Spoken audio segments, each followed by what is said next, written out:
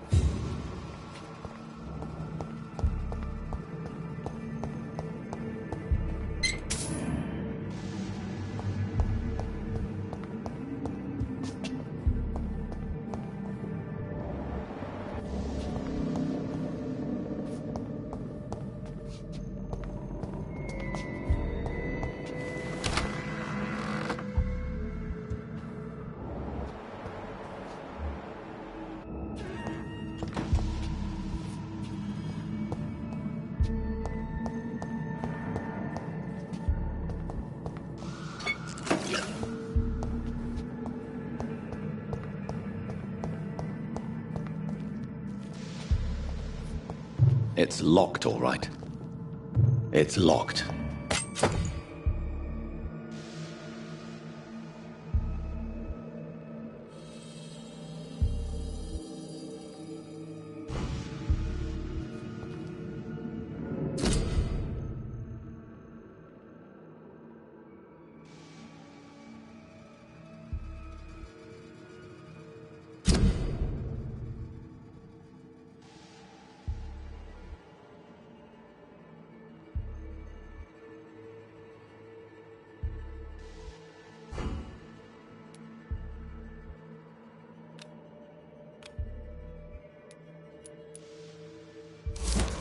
Mr. Connor's injurers don't match the report. I'd better look into this. It's locked, all right.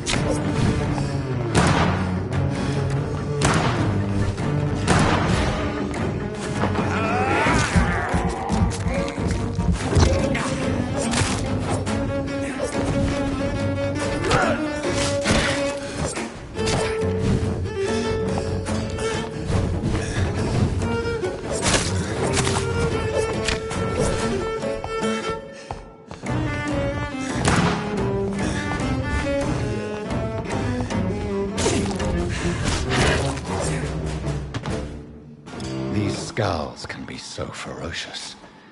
I'm not sure I can defeat them without becoming stronger. To drink blood is so tempting.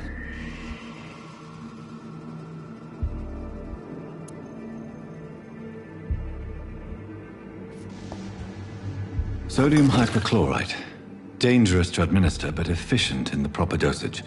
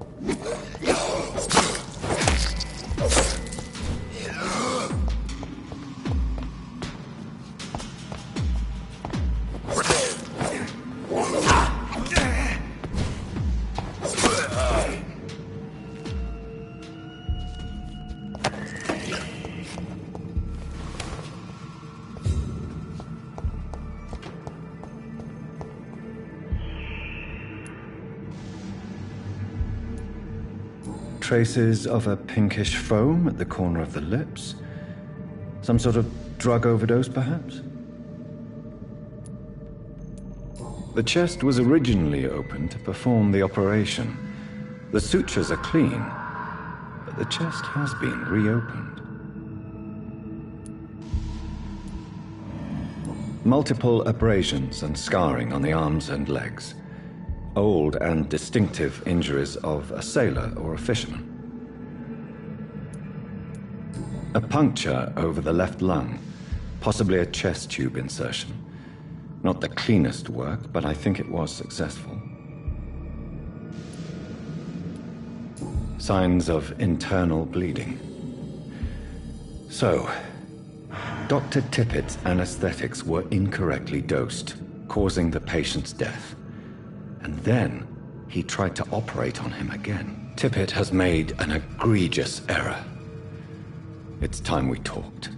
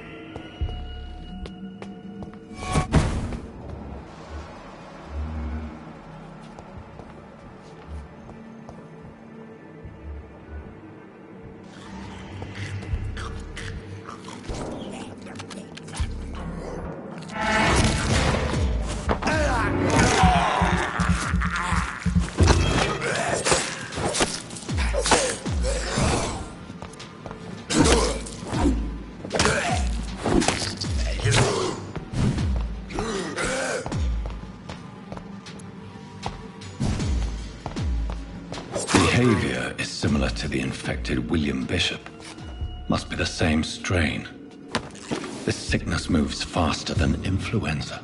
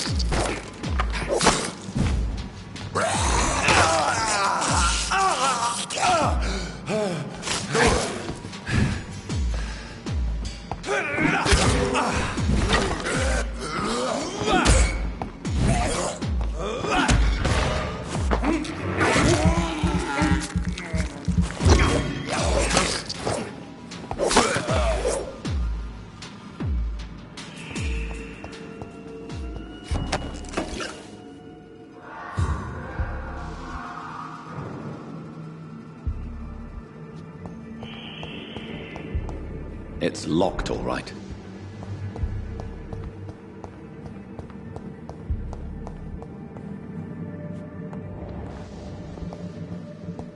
Balls of Mars, fortifiers. As popular as they are ineffective. But they do contain iron tartrate, and that might prove itself useful.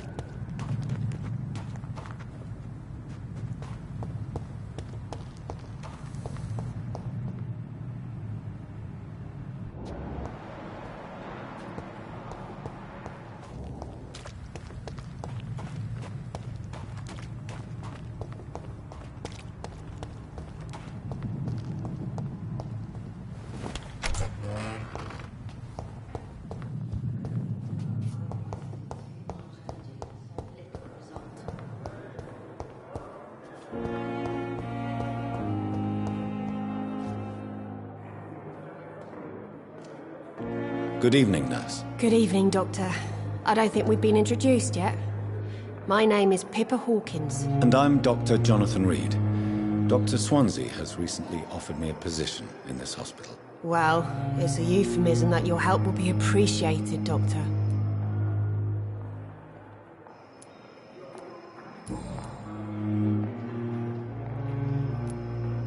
How would you describe the situation at the Pembroke Hospital? It's serious. The flu is wreaking havoc amongst the staff and patients. We are running out of everything. You must get a hold of yourself, nurse. Sorry, I'm exhausted. No one has any idea when this epidemic will be over. Nurse Hawkins, the Spanish flu won't last forever. Even the Black Plague didn't kill everyone. I wish I could believe you. But what if this epidemic was worse? What if in the end, nobody was spared?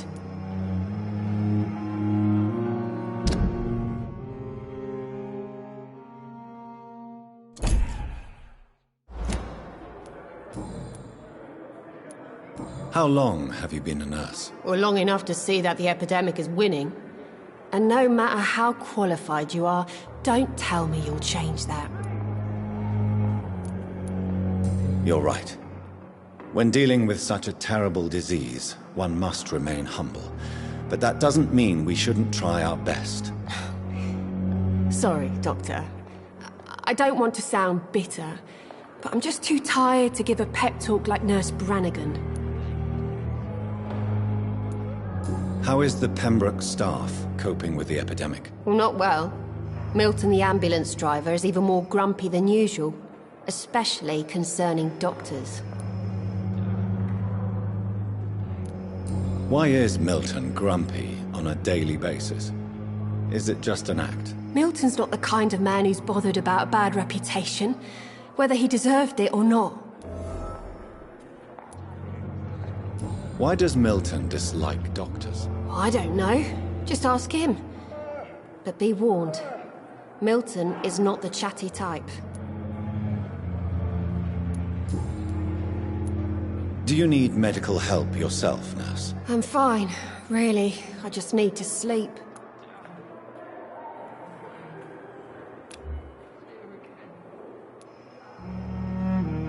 Goodbye, Nurse Hawkins.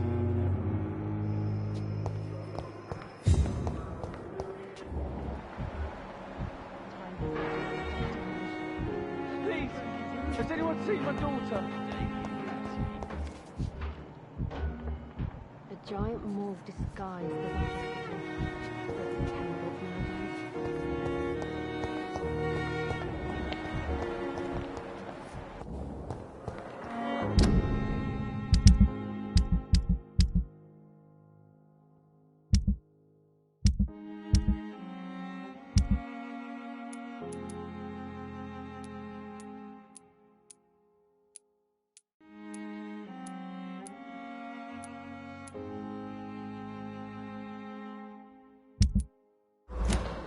I wish I could be sick.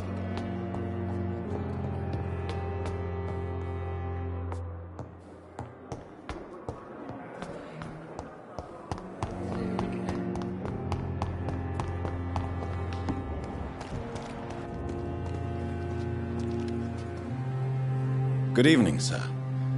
I'm Dr. Jonathan Reed. I'm new here. I've already heard about you, Dr. Reed. I'm Milton Hooks, the ambulance driver for this shithole of a hospital. That's quite a blunt introduction, Mr. Hooks. You can call me Milton. I like to speak my mind, Dr. Reed. Perk of the job. Don't judge me, and I won't judge you. I'm not sure I understand what you're talking about. Well, I'm no doctor, but I'm pretty sure a gun can't be used as a surgical instrument. You have a keen eye. I learned to shoot during the war, and have carried one ever since. Old habits die hard. No need to explain, Dr. Reed. And if you ever need a better gun, remember, I may have something for you. I have some good news, Milton. What? The epidemic's over? I retrieved your wallet, with all the money, and a certain picture. Well, yeah, Pippa Hawkins is my girl. So what? Is it the difference of skin colour that bothers you? Not at all, Milton. Good. Please, take this money anyway. To remind you to keep your mouth shut. Not everybody is as broad-minded as you, Dr. Reed.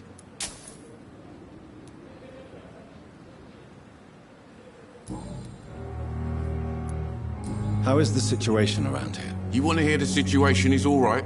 It's fucking awful. We lack everything, and it's getting worse every day.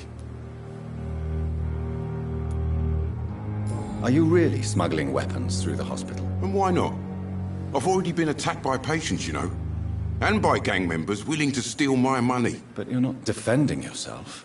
You're selling guns to civilians. You keep people alive your own way, Doctor.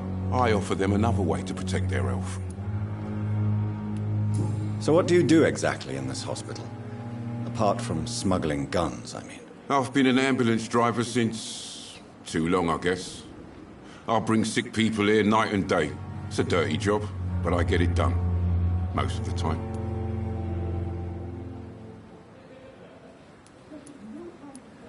It sounds like things have been a bit rough recently. What's happened? Yesterday I got attacked by the patient I was bringing here. I escaped through the hospital's garden, but I lost my wallet when I was running. You left an infected patient outside the hospital? That's incredibly dangerous. Go there yourself if you want, but be careful, Doctor. I'd rather not bring your dead body back. Since you're on the front line, how is the sanitary situation in this vicinity? It's a complete disaster. It's even getting dangerous to enter some streets or buildings. Even the locals attack you.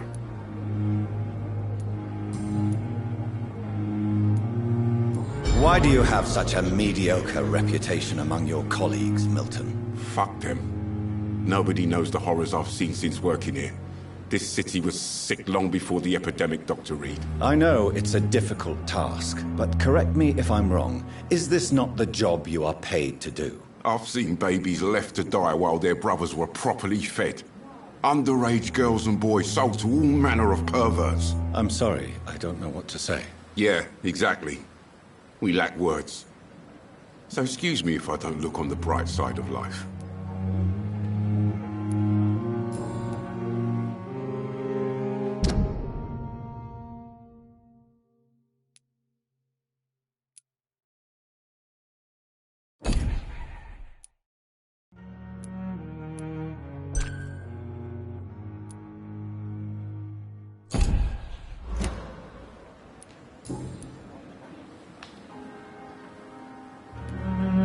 What's going on between you and Nurse Hawkins? Pippa's tired.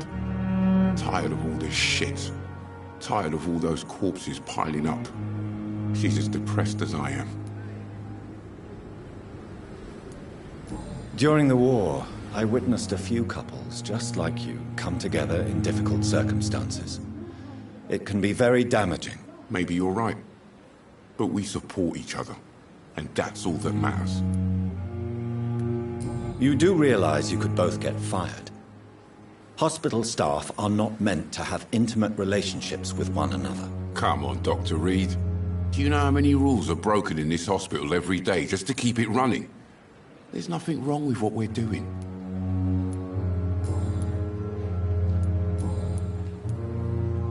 I'd like to see your goods. Wise choice, Dr. Reed. A reliable gun is what everybody needs these days.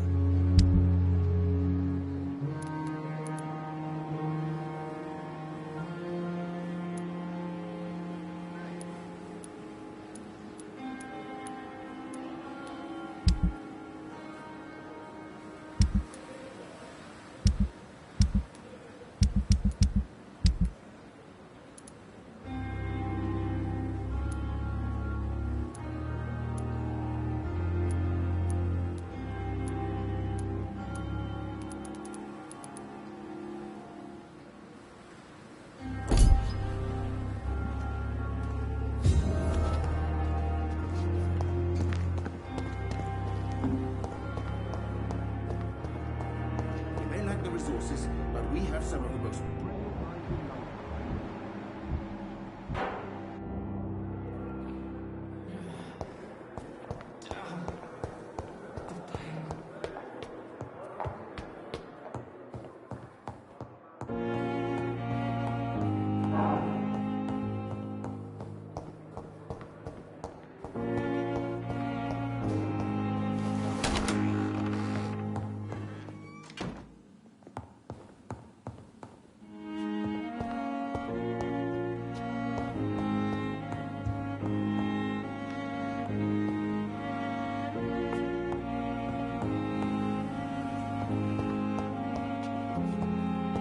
The flower's dying. It needs water.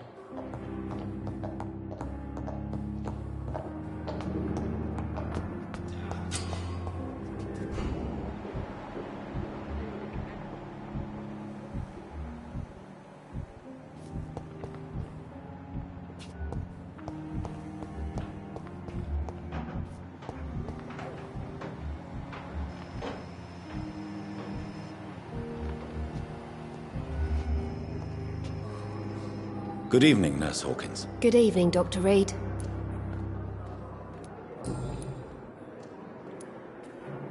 Pepper, I know you're very close to Milton Hooks. Yes? Milton Hooks is my man. If you want to report me for that, just feel free, Doctor. I have no intention of reporting you, Nurse Hawkins. But are you aware of the risks? The rules say I won't be allowed to work as a nurse anymore. But here at the Pembroke, we break rules all the time. Is he worth the risk? Hey, I'm no perfect woman, and Milton is not the finest bloke.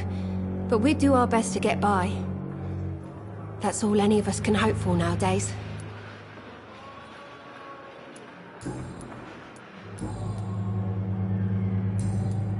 Goodbye, Nurse Hawkins.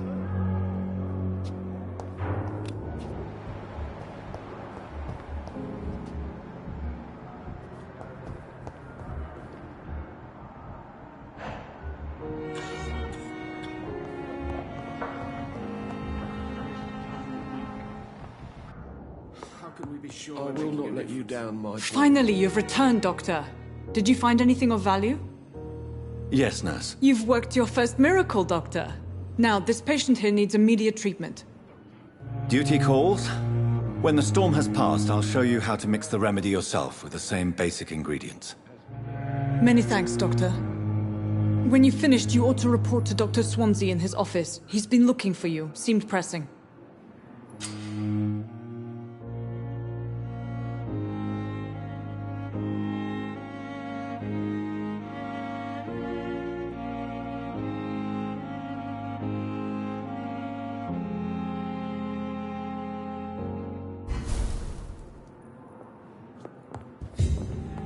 I'm alright. Don't waste your time with me. This hospital seems to be sweet falling girl. apart. But in the circumstances, I'm willing to give you the benefit of the doubt. Good evening. I'm Dr. Reed. Can I help at all? No, Really? Why are you here then? I don't want to talk. My throat hurts too much. I suppose that this pain is the reason you're here. Is someone taking care of you? Yes, But in the and circumstances, no. Could you at least tell me your name, sir? Mortimer. Mortimer Goswick.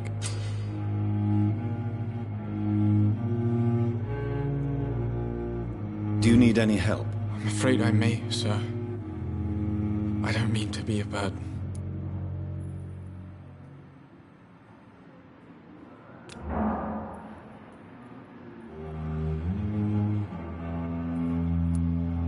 You are not a burden, sir.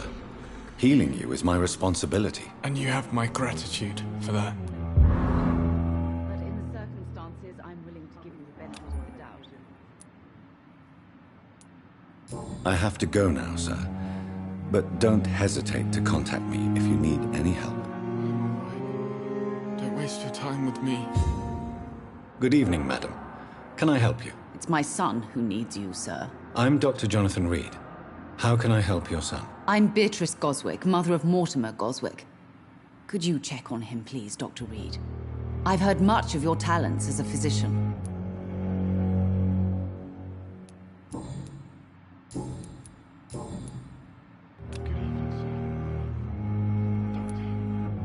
What can you tell me about yourself, Mrs. Goswick? Not much to say. Just take care of my Mortimer and I'll cover all the expenses. That's all that matters. Are you really that rich? Most of the patients here are of a more humble origin, if I may say so. Yes, thanks to my husband. May he rest in peace. I can cover any needed medical expenses. May I ask if you have an occupation, Mrs. Goswick? I'm a teacher by profession. I teach young women who are more ambitious about their futures than their families.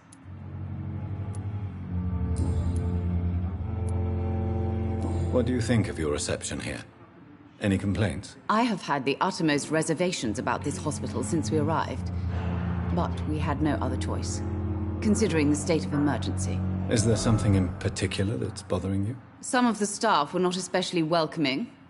I suspect they're not accustomed to dealing with patients of such social standing. Tell me more about your arrival at the Pembroke Hospital. What gave you such a bad first impression? The ambulance driver was quite rude, for a start. And that nurse, Miss Hawkins, seems to have quite a dubious attitude. What do you mean? She managed to secure a bed for my son despite the epidemic. It was a relief, but it wasn't cheap. She charged you for a bed? Yes, and I paid without question, considering the urgency of the situation. I share your concern, Mrs. Goswick. Be sure that I'll talk to the people involved. I don't expect compensation, Dr. Reed. But I'm aware such behavior would not be tolerated in other hospitals.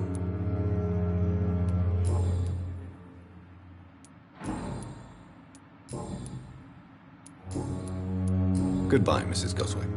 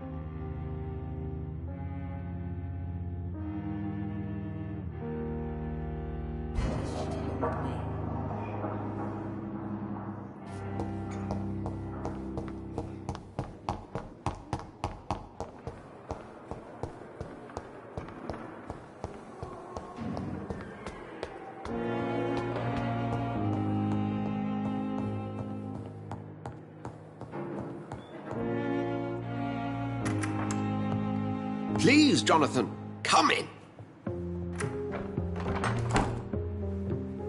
Fascinating, is it not? In the last decade, so many mysteries have been brought to light with our microscopes. The human body, biology's penultimate frontier.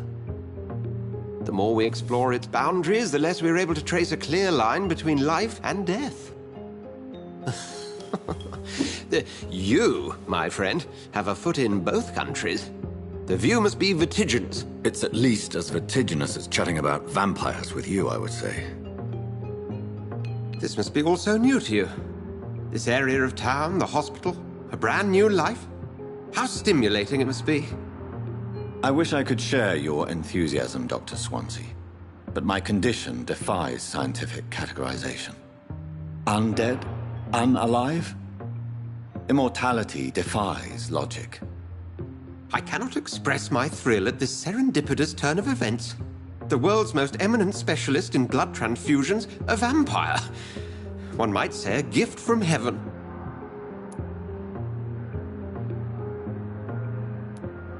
It may seem strange, but your words have brought me some comfort here. Forgive me. I've been an admirer of your work for a long time, and now you are so much more than a brilliant physician. And please, call me Edgar.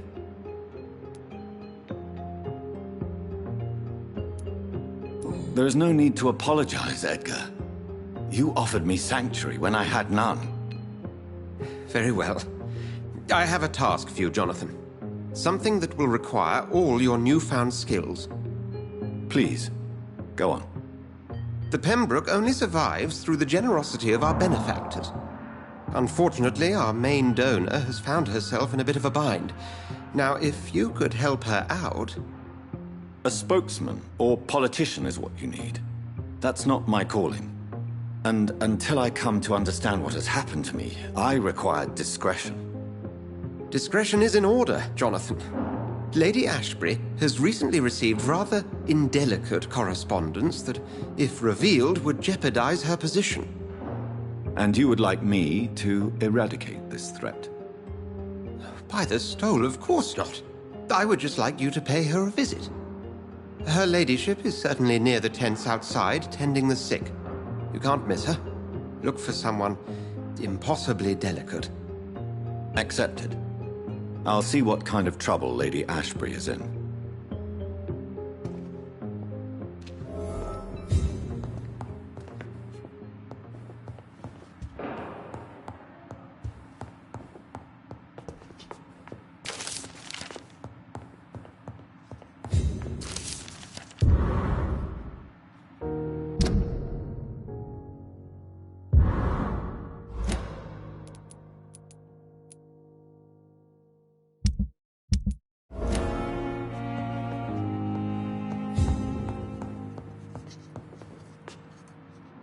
Do you need something, Jonathan? I have just a few questions. Then ask away. I'm at your service, Doctor. You mentioned something about a secret society. A brotherhood, if I recall. Could you elaborate? Certainly. I've been a member of the Brotherhood of St. Paul's Stole for several years. We are pledged to monitor and report vampire activity in England as impartial scientific observers.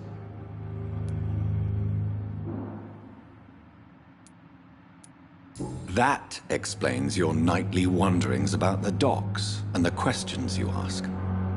I feel it wasn't mere coincidence that led us to that part of town. There was something as yet unseen that set those chain of events in motion. Yet you don't fear me. And still, you know the monster that lurks beneath the civilized surface. The Brotherhood has studied your kind for centuries. We believe you are as supernatural as a lion is to a gazelle. Since I'm the one working for you, what should I know about Pembroke Hospital? Well, for many years, we have been the only medical facility in this part of town that people can rely on. We support the community here, as well as provide health care. Where do we stand today? But to be honest, we cope on a day-to-day basis. The first wave of the Spanish flu last summer took us by surprise. We lack many of the basic necessities needed. What do you expect of me? What we need is hope. You were a soldier. This is a war. This white coat's still a uniform. We fight to help the poor, the sick of the East End, the forgotten. Since you seem quite the expert on vampires, what could you tell me about my condition and how it came about? As men of science, our first step is always to start with what we know. Forget the myths, the hackneyed scrawlings, and the penny dreadfuls. They do not scratch the surface of the truth you now find yourself in. The sun. The morning following my transformation. Its rays burned me. There was pain, smoke, and my skin blackened. You will find there is very little that can kill a vampire, my friend. You have been offered relative immortality. The sun will most certainly hurt you, leaving you weakened and damaged, but it will not destroy you. Must I take a life to live? You are a vampire. You feed, and blood is the sole sustenance that can sustain your immortal frame. And only a living creature contains the nourishment you require.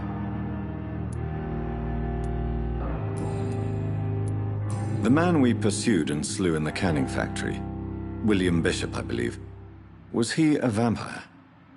He was a Skal, technically speaking. The debate rages as to their classification. Some think them a subspecies of vampire, others something else.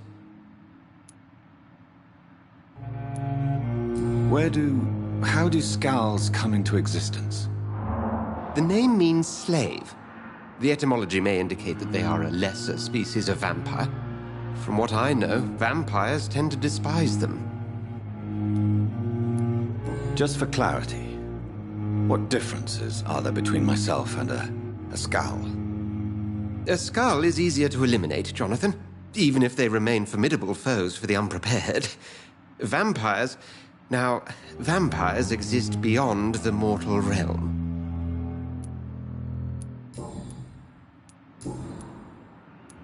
We'll see each other again soon, Edgar.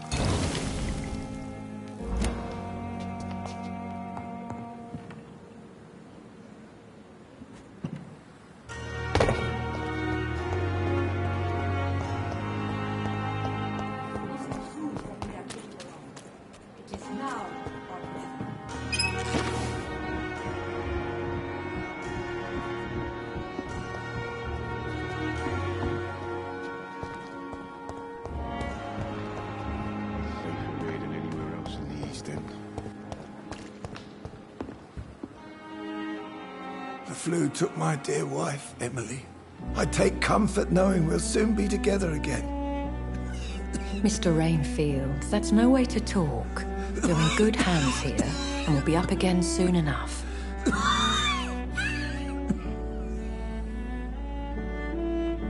Now do me a kindness and get some sleep. I'll be back round later. Your words are kind, the blessings of an angel. You're the sweet, sweet Lady of Mercy.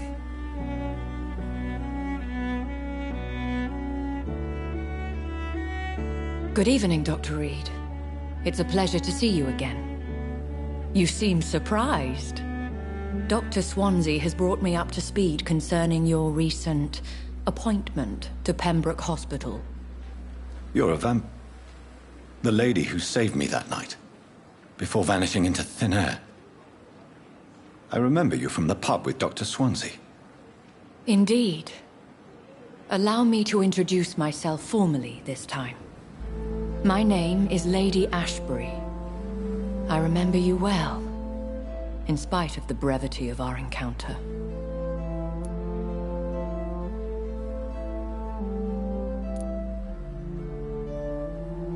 Apologies. You've taken me by surprise. I'm very happy to see you. The pleasure is mine, Doctor. I hope you're more disposed to answer my questions now.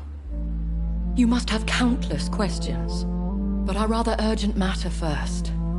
Swansea has explained. My cover, if you prefer, has been compromised.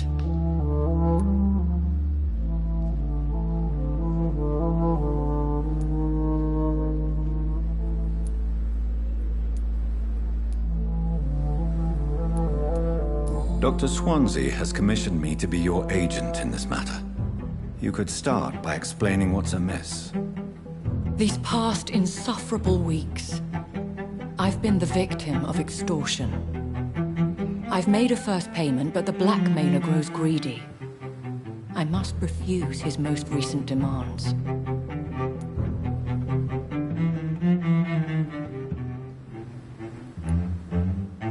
Please continue. Every detail is essential. I'm your man. My embarrassment in this matter is eclipsed only by my shame at having put the hospital at risk. The threat from our anonymous scoundrel is clear. A list of dates. My visits coinciding with the dates of suspicious patient deaths due to massive blood loss.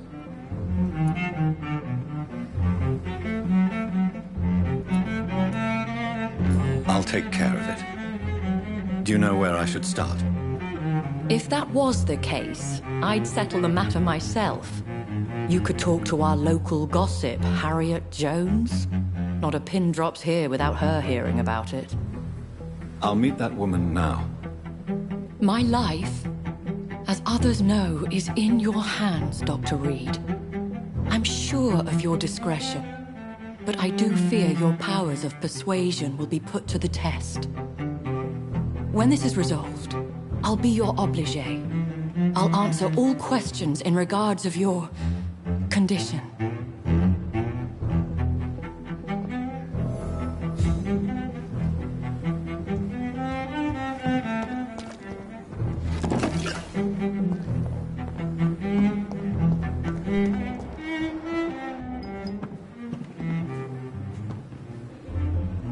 Good evening, nurse. I'm Dr. Jonathan Reed, the new surgeon here at the Pembroke. Dr. Swansea has already told us about you, sir. I'm Nurse Gwyneth Brannigan. Welcome to the Pembroke Hospital. Did he really? It's a good thing I wasn't hoping to keep a low profile. All members of staff have already read about your new blood transfusion technique. Dr. Swansea made sure of that. I see. Well, I'm a little surprised, but I suppose I'll just have to deal with this unexpected notoriety. You must know, blood transfusions are Dr. Swansea's primary subject of research. He is convinced it is the future.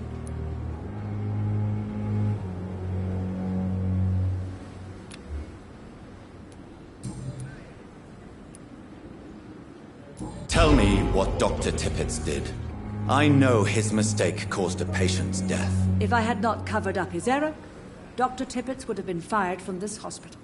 I could not let that happen. You can't allow your emotions to dictate your conduct concerning patients, Nurse Brannigan. Look around you, Dr. Reed. Do you really think we can afford to lose a brilliant practitioner like Dr. Tippett in our situation?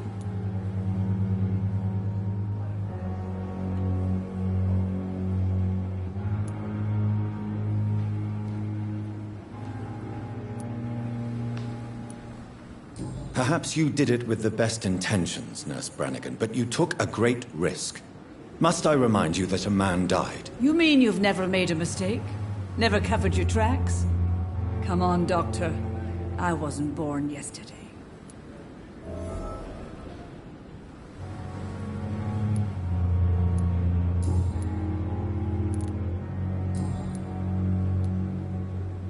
How are things here? Not good, to say the least. We're struggling against an invisible enemy, more lethal than any bullet from a gun. It's hard, Doctor. An invisible enemy? Quite a poetic term for a disease, especially from a nurse. Sorry, Doctor. These last few weeks have been exhausting. We could all do with a good night's sleep. Do you think this hospital can survive the epidemic? We are all volunteers here, and we're trying to hold fast, but how do we beat an invisible killer? Some nurses have already resigned.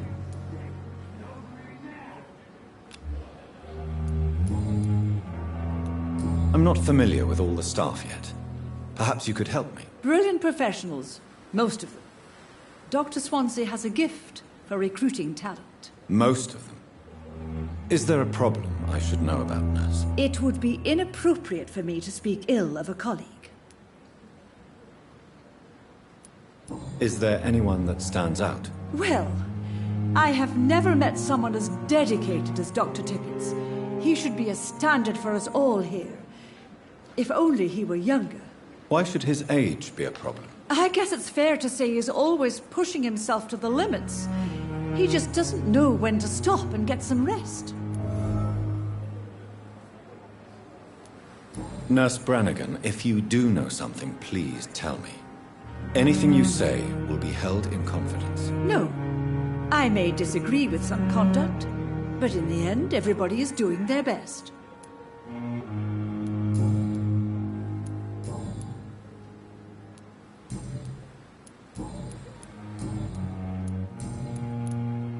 Have you heard rumors of anything underhand going on here at the hospital? No, Doctor. Never. Goodbye, Nurse. Call me if you need assistance.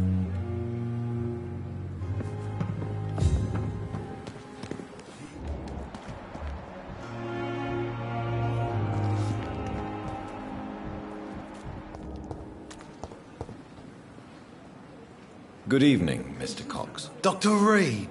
Still working at night, I see. I like that. And why is that? People who don't sleep at night always seem more alive to me. More interesting, one way or another.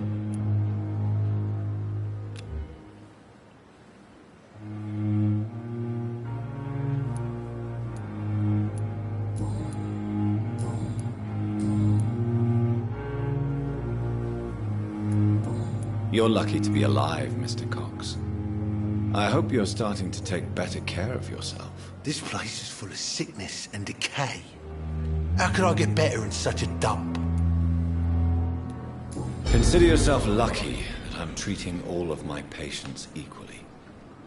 But don't push your luck. Don't play the innocent with me. I'm sure you have good reasons to act this way. And also weaknesses that can be exploited.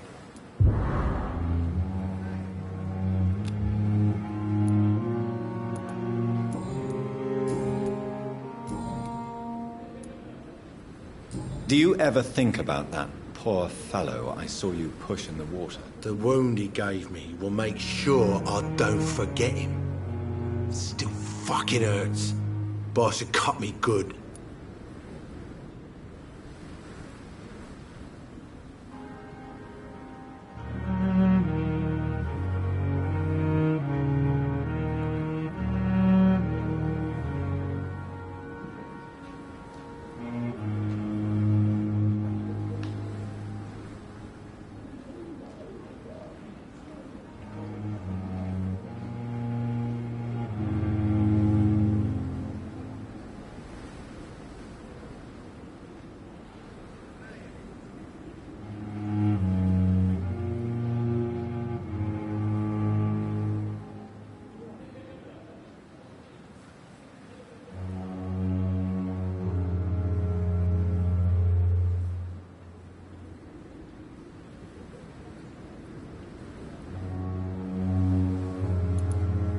That man was determined to murder you. You almost died. What a surprise.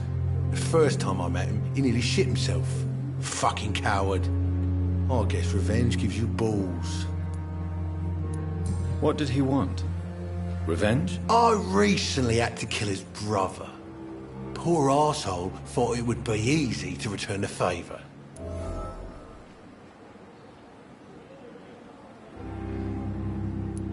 Only the strongest survive, then?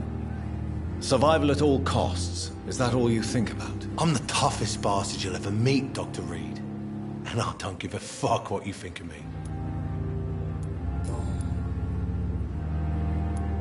How is your hospitalization going, Mr. Cox? This is a shitty place with shitty staff. But as long as I'm treated all right, I'll be fine. What's wrong with the Pembroke staff? That bastard you sent to bring me here, Milton. I thought he was going to break all my bones before I reached my bed. I see. Any other smart comments? The nurses aren't too ugly. Especially that foxy one, Nurse Crane. Pretty brunette, tough attitude, all like that.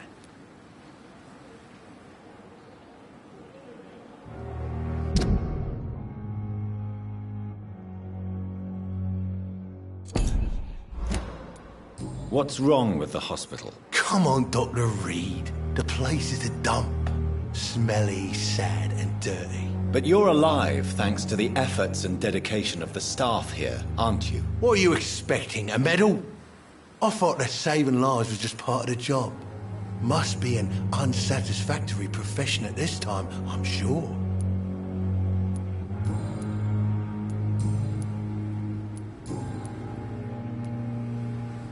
How long do you think you can escape the law, Clay? I know this city like the back of my hand, Doc.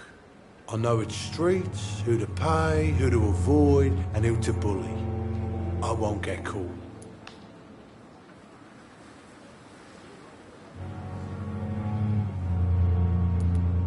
The police may be slow, but they will find you eventually. Well, how come you didn't turn me in then? Nah, Doc. I figure you have something to hide so you can't ask the coppers for help.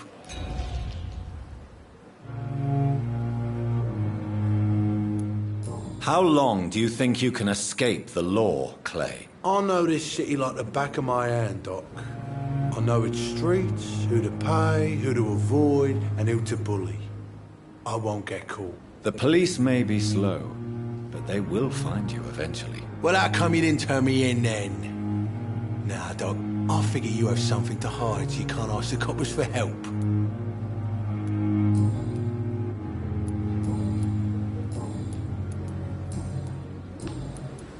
Have you heard of any underhand dealings going on in the hospital? Blackmail? That's not my style. Too risky. The black market, though. Now that's where the money is.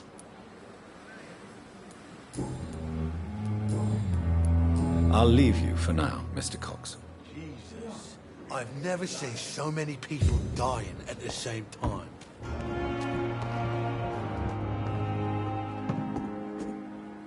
Good evening, sir. So it is true. The famous Dr. Reed has joined us. I can't think of any better news during these terrible times. Do we know each other? Actually, yes. We met once before, at the Rockefeller University in New York. Dr. Tippett, yes, I remember. I was assisting Professor Carell in his research about coronary bypasses. He had nothing but praise for you. He was also very confident about your future. And look at you now. Eminent surgeon and blood transfusion specialist.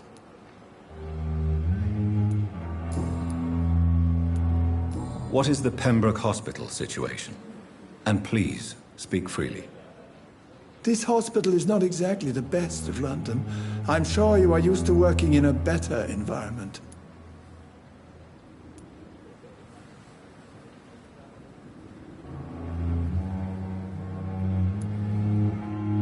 It's not exactly the best situation in London either. I can't have expected this hospital to be prepared for what was to come. Don't be misled by appearances, Dr. Reed. This hospital does not lack talented people. It just lacks hope. What can you tell me about the staff in the hospital? Some are really good, and others are not so good. But during this troubled period, there is no time for slander. I prefer to focus on the positive character traits. Tell me more about cherished people, then. Nurse Brannigan is a pearl. She is the most helpful and dedicated nurse I've ever worked with. A clever and cheerful woman. You really seem to admire her skills. I'll go even further. If she was a man, she would be a damn fine practitioner. Any opinion about the management? I don't always agree with Dr. Swansea's reserve, but I must admit he does all he can to keep this facility running during this crisis. Ah, yes, the burden of command. I was fed up with this concept while serving as a medical officer. Don't get me wrong. Swansea's a good administrator. I just wish he would get out of his office now and again. You're exhausting yourself, Corcoran. Maybe you should think about preserving your strength. No. We must keep on healing all those poor souls. We are the last rampart before chaos. Once more unto the breach.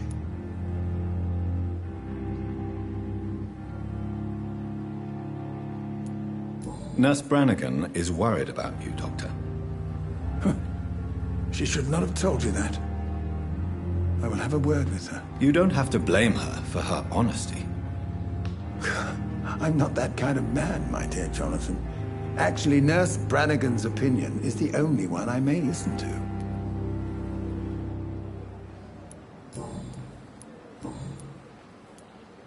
Corcoran, I want you to tell me about Mr. Connor. How did he die? What happened? He was my patient. He died because of my mistake.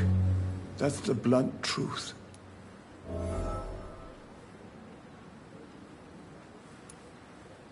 What was the nature of the mistake? It was a twofold error. My diagnosis was wrong, and the administered dosage was too strong. Why not stop practicing? Are you mad? I killed that man, I admit it, and it won't happen again. I have saved so many lives since then. Who was this patient? I don't know. Some sick man from the docks, maybe a fisherman. I had no time to talk with him. No one claimed a body.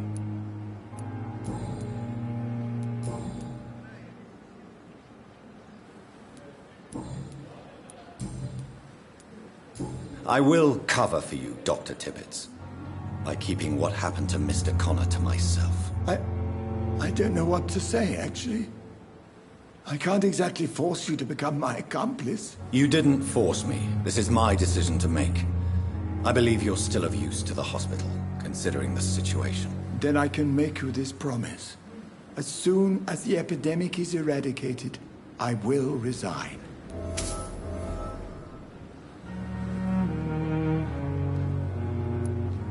Have you heard of any underhand dealings going on in this hospital? I have no time for such triviality, my dear colleague. We're here to save lives. Goodbye, Dr. Tippett.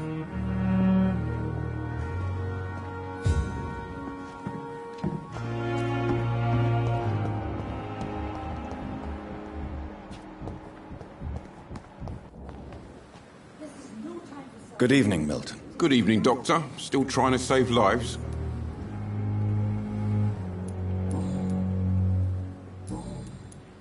Have you heard of any underhand dealings going on in this hospital? There are a lot of secrets round here.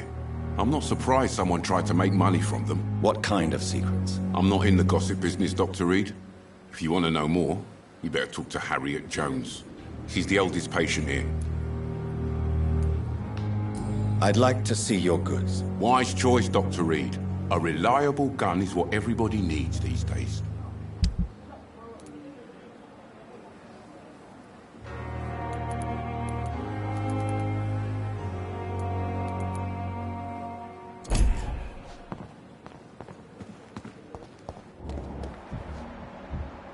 Another night with the glorious battalion of VAMPYR.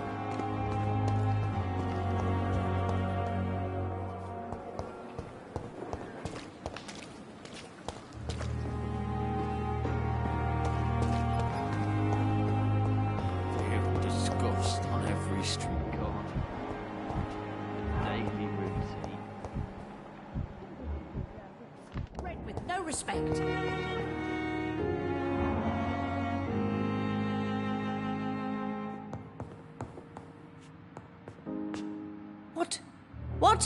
What is this? Who are you? Get out of my room. There's no need for alarm, madam. I'm Dr. Reed, the new surgeon. Preposterous. Dr. Reed, you say? I don't want some bumbling intern. Where's Dr. Swansea? Please, calm down, madam. I assure you that I am highly qualified. I'm just back from war duty. How brave. Threatening an old defenseless woman. You know how long I've been a patient here? You've picked the wrong fight. I'm Harriet Jones. Harriet Jones? Indeed. I've been meaning to have a chat with you. You know what goes on here better than any other patient, I gather. Oh, better than any patient, nurse or doctor.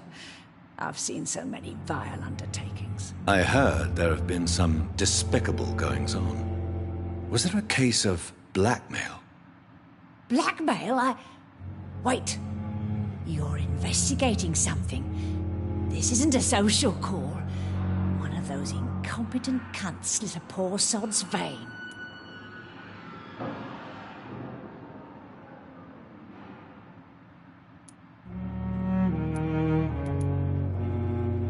I assure you, madam, this is not an investigation into a possible medical error. Debauchery, then? Nurses Crane, Hawkins, Brannigans, whores, all of them. They can't keep their legs shut. I've seen them scratching slutty sores. Really? Well, if you have irrefutable proof, I'll not have the staff behaving in such a manner here. This is your business, Doctor, not mine. But I swear one of the nurses is cavorting with some man on hospital hours. Thank you for your time, Miss Jones. You've given me something to go on. See you on the next round.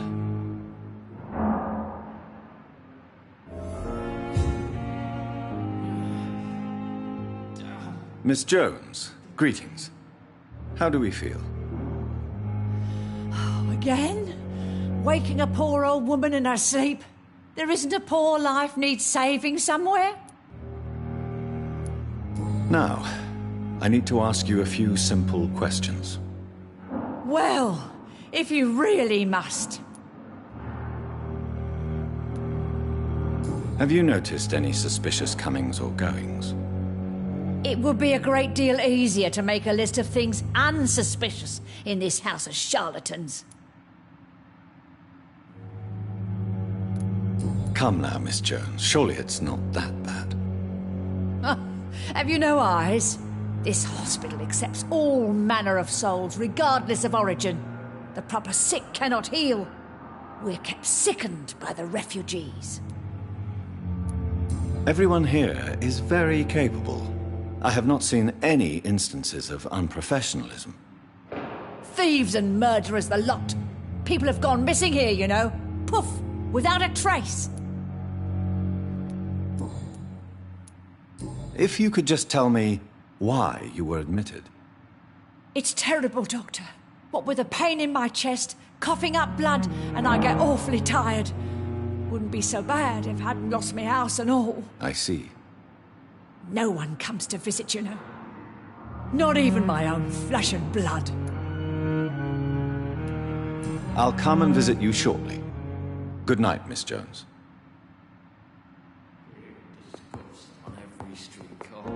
The patients and staff might know something. I'll start my investigation with them.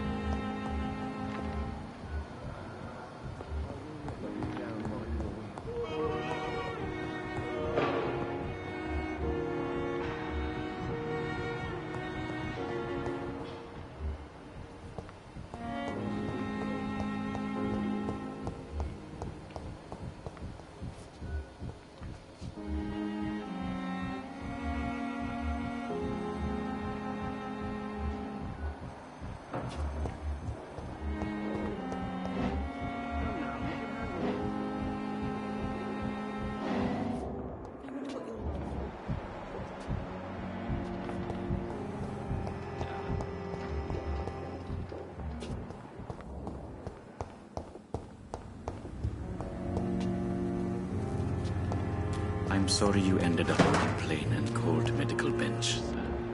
I understand you must be very angry about this unfair situation.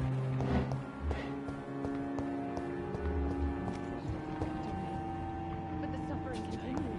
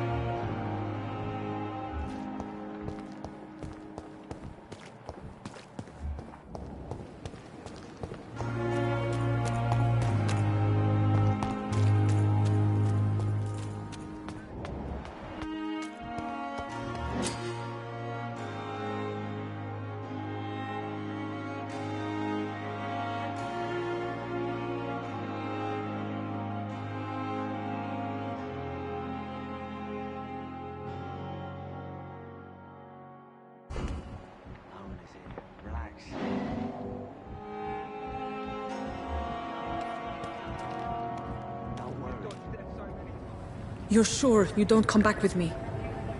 Nah, I ought to see someone at the hospital. Be careful. You look so bad they may keep you as a patient. Fuck 'em. I don't like hospitals. Or doctors. Well then, when you go back to Whitechapel, you may find this useful. What is it? A pass for a free medical exam by the best nurse available. Just read it.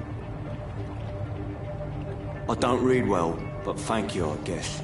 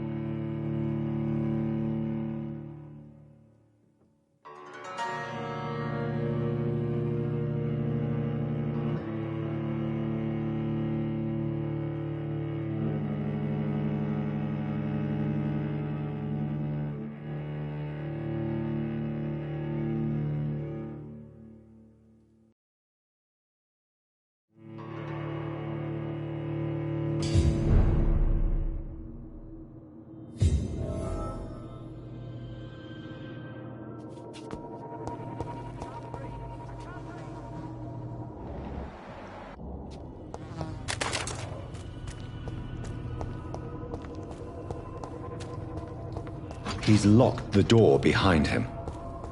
I need to find another way to follow him.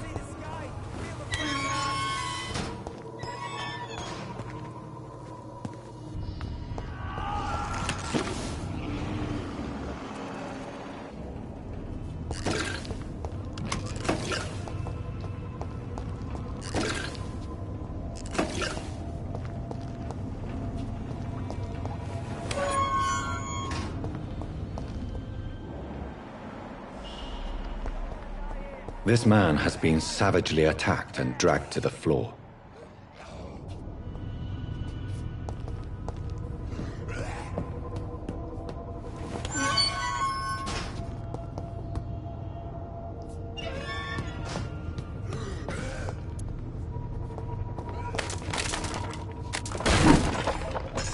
I can't breathe! I can't breathe!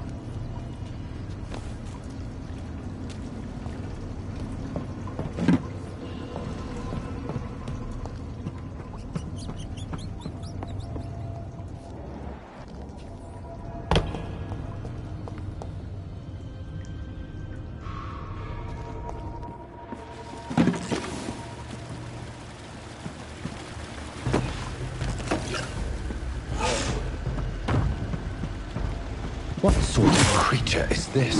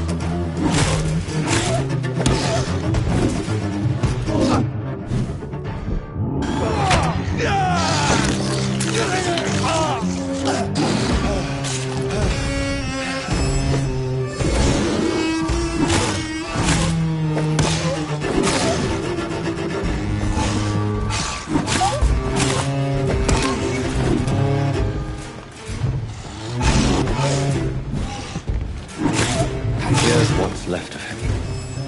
Not a lot to check, but I should anyway.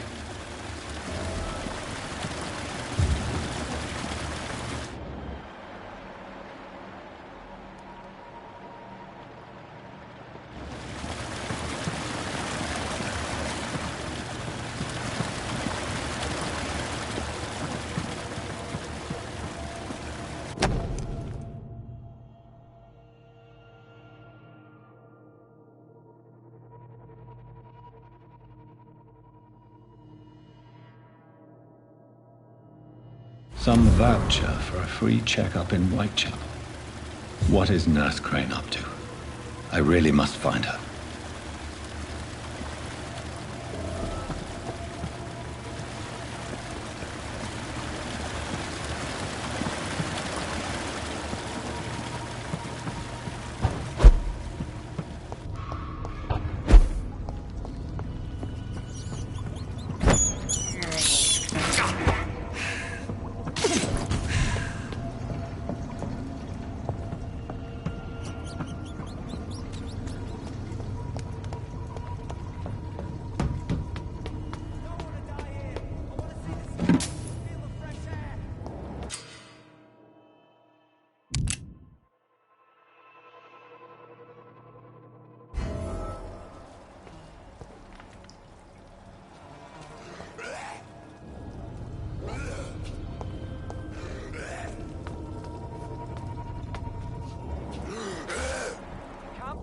I can't breathe!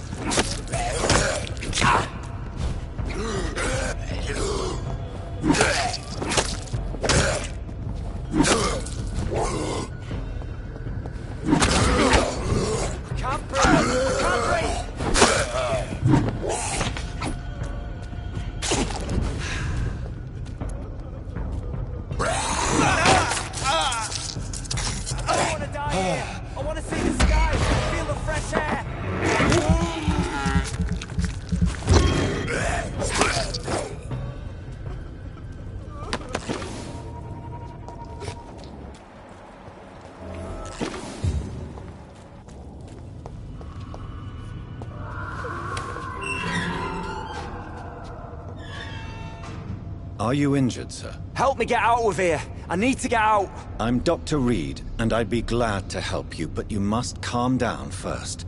Please, take a deep breath and tell me your name. Okay. I'm Oswald Thatcher. Please, I need to get out. All right, Mr. Thatcher, you're safe now. Do you think you can reach the street by yourself? Yes, I do. Good. Now leave this place and enjoy the cool night air. It's quite invigorating. I'm sure you'll feel better if you do.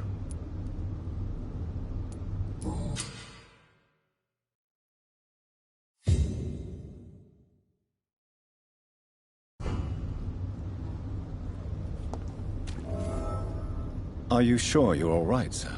Yes, I'll be...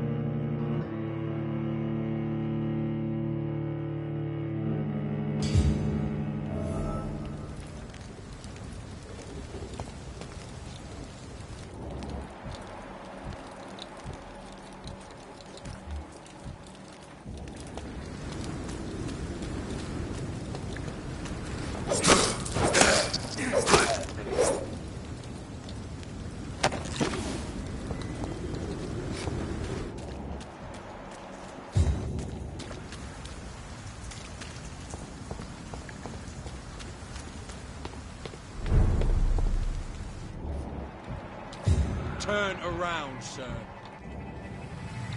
Don't come closer!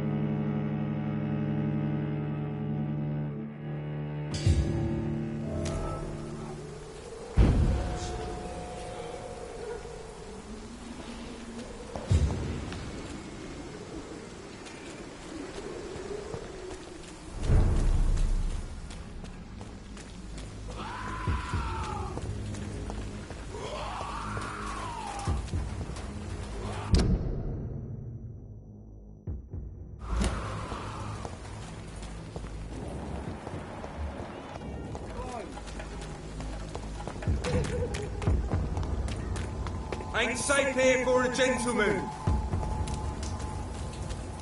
I said stay away, sir.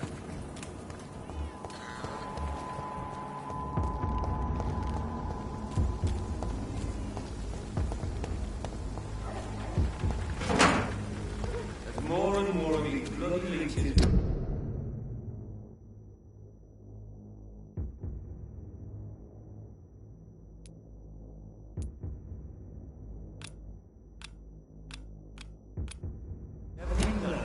Aye. The guards recruiting more and more every year. When did you arrive? I'm here, Adrian. Let's turn around if I were you.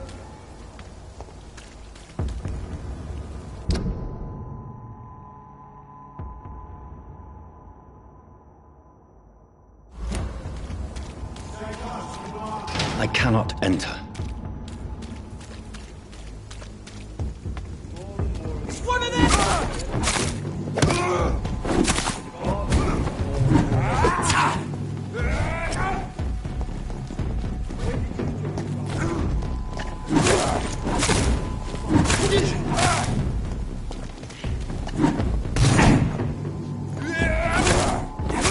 We have to stop it! Fast! Burning! Shit, that leech is fast!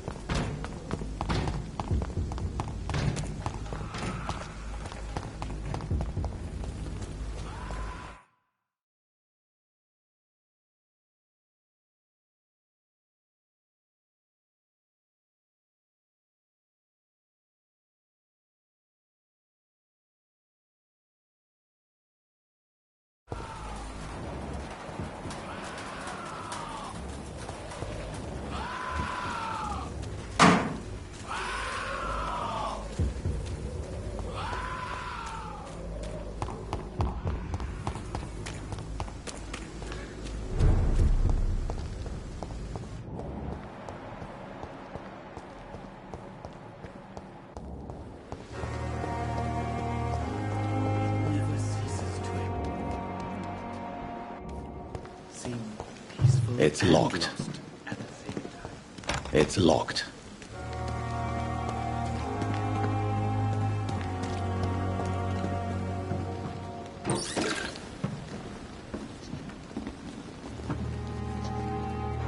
Good evening.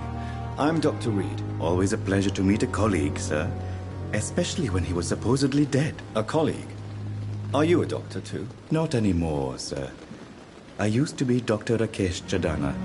Now, I'm just Mr. Chadana, pawnbroker and humble guardian of this morgue. What do you mean, you used to be a doctor? Was your license revoked? No, sir.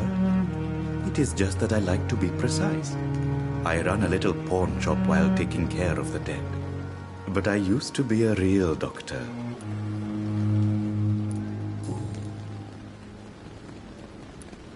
Are you afraid or uneasy being surrounded by so many corpses? Why should I?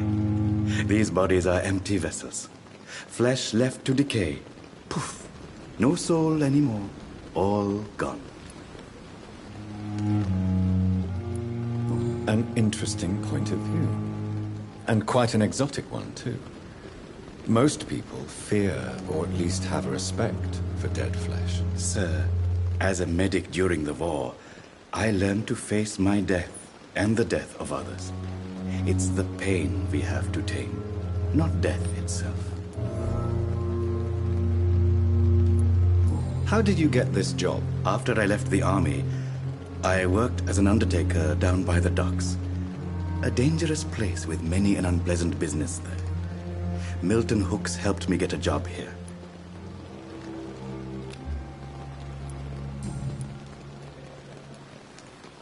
Do you work here alone? Yes, very easy work, sir.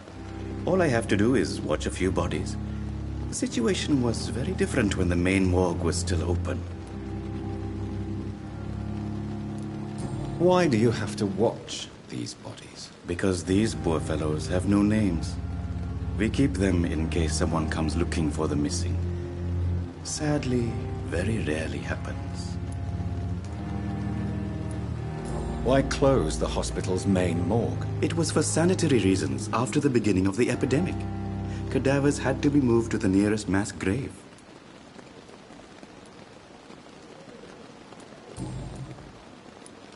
Have we met before? I don't think so, sir. Why? When we first talked, you said you were glad to meet me since I was reported dead. Funny story, sir. Your sister came here a few nights ago. You were missing, and she was looking for your body. She must be very relieved now.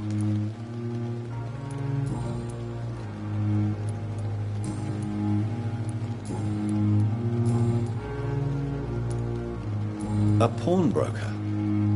I expect you get all types of people here. Yes, sir. All kind of people.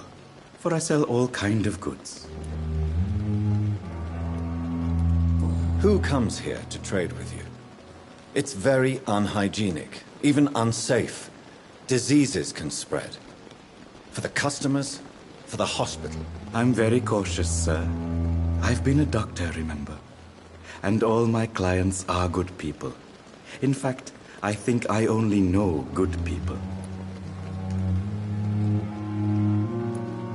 What kind of goods? With the quarantine, it's not always easy to buy things. So I trade, I exchange. Some people sell, some others buy. I like to help. Since you're not afraid of dying, do you believe in life after death, Rakesh? No. I believe we must do all the good we can while alive. For our time is short, and the obstacles are endless. Do you think you would enjoy immortality as a concept? I don't think so. Don't mistake me. I love life, and I'd like to live a long life. But everything has to decay, sir. Even goodwill. Do you really believe goodwill cannot last? As I said, sir, everything decays. If I was to never die, goodness, I would be bored or worse. And I like to be helpful, sir. Quite depressing, wouldn't you say? Yes, but the good news is We'll all die before losing our humanity, sir. So you're ready to die? No, I am not. I don't fear death, for I won't see it. What troubles me is the pain my death will inflict to those I know. You're a wise man, Mr. Chidama. No, Dr. Reed. I am a foolish man.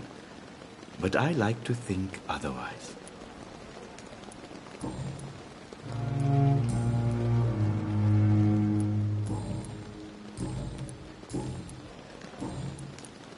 Please show me what you have to sell. Of course. It's just trinkets and curios, really. But I'm sure they can be useful.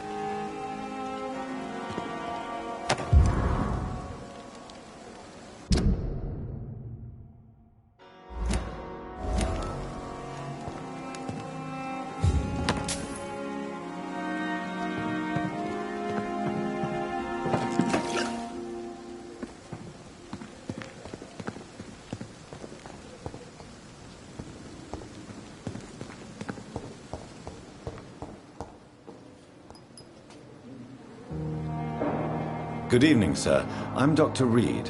I believe we're going to be colleagues. Reed? Yes, I've been informed about your arrival. I'm Waverly Ackroyd. Welcome aboard, I suppose. Does my arrival inconvenience you in some way, Dr. Ackroyd? Let us just say that I don't particularly share Dr. Swansea's enthusiasm for hiring you. What we need here are reliable professionals, not overrated dabblers.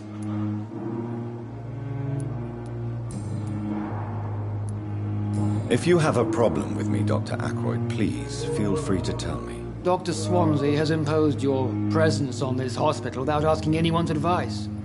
The benefit of his position. But I don't agree with it. I know we've never met before, but I believe this hospital could use all the help it can get. You will agree with that, I'm sure. Oh, but I have heard about you, Dr. Reed. Of course, you can't say the same about me, since I have not wasted my time courting the press.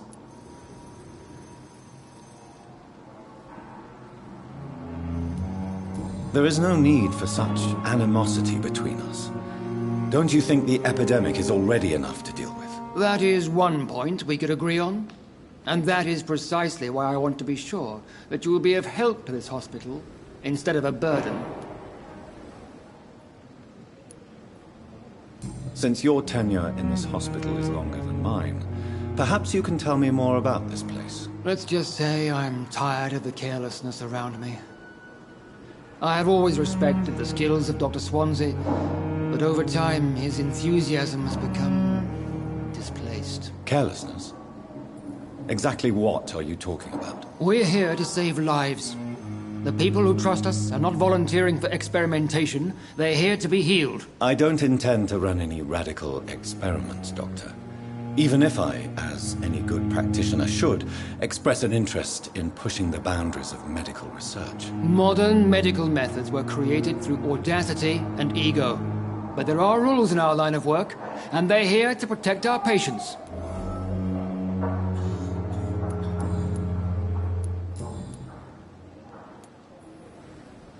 I don't know what you've heard about me, but I have already proved my value as a practitioner. I don't question your skills, Dr. Reed, but your motive. Is it money, fame, or are you truly dedicated? And what exactly is that supposed to mean? I served in the war just like you. But unlike you, I did not use the wounded to play the modern sorcerer. Be careful what you insinuate, Dr. Ackroyd. I only want you to admit you used those men to improve your theories.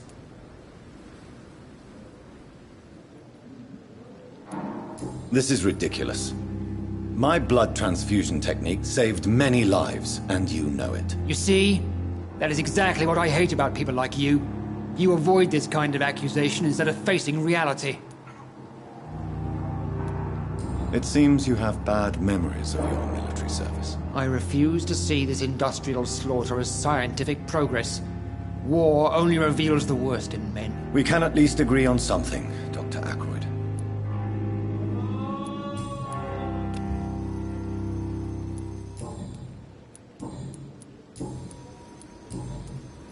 Thank you for your time. We'll talk later.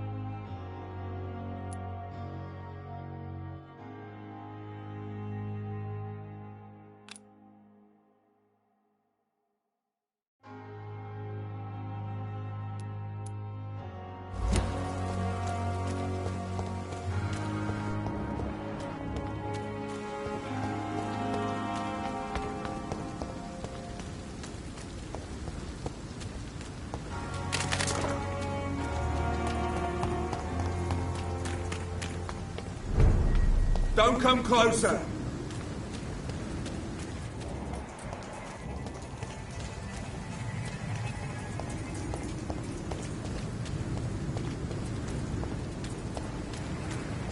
See them fancy clothes? This one's a top! A leech!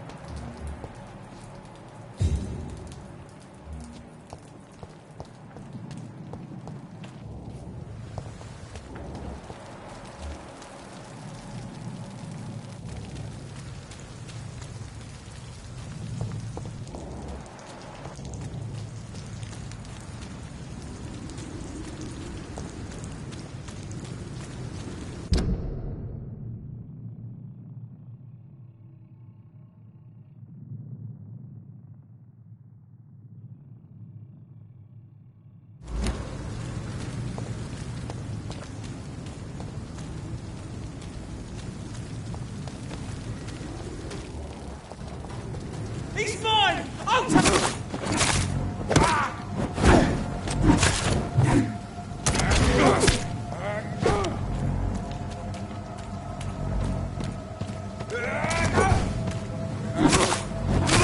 murdering bastard!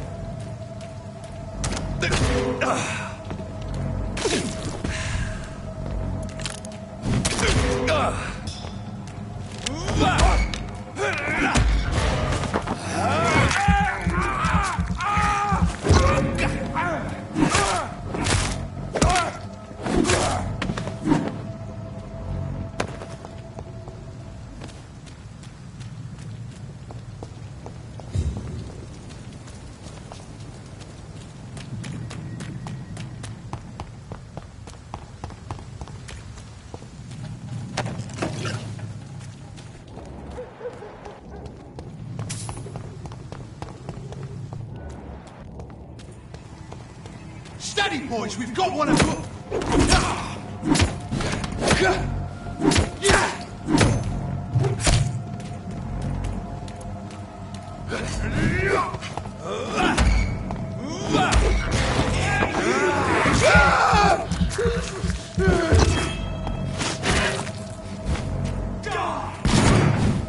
Die, leech!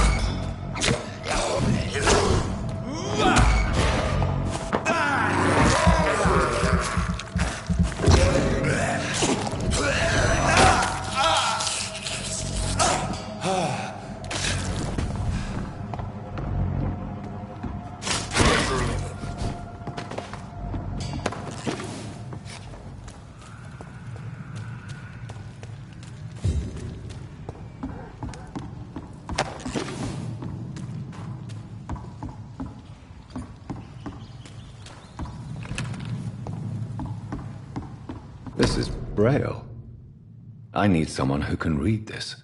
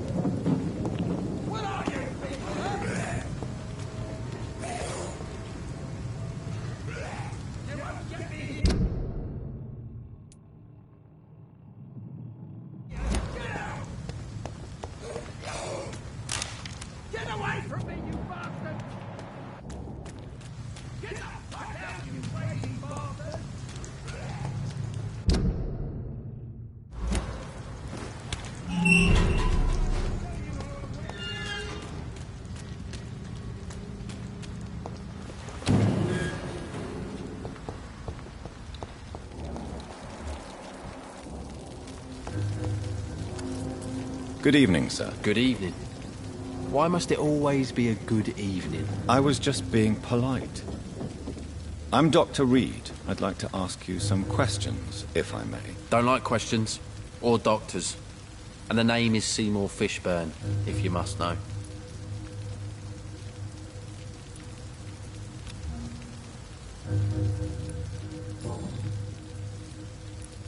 What can you tell me about this part of town? A shithole filled with maggots.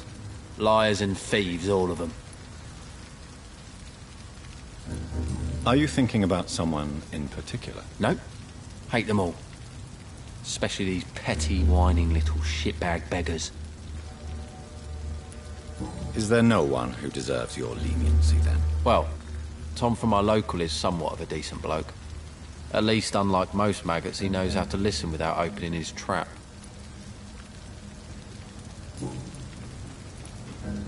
What's your occupation? I take care of my mum. It's what I do. She's the only good thing in my life. Even though I don't treat her so good. You seem upset. Is something bothering you? I lost the necklace I bought her. I'm a fucking idiot. A worthless idiot. Sometimes it's hard to be a good son. I just want her to smile. No, I was thankful for her patience, appreciated like... God knows she deserves it.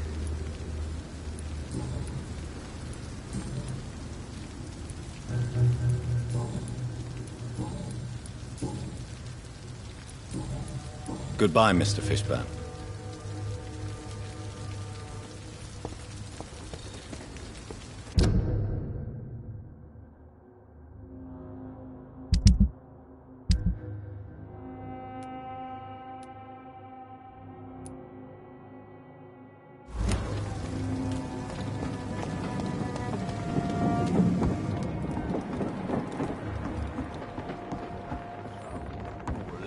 Don't forget to keep an eye out for this garden. Something, sweetie. My guess is they're recruiting. In the meantime, the boys are waiting for us. Eye over the room.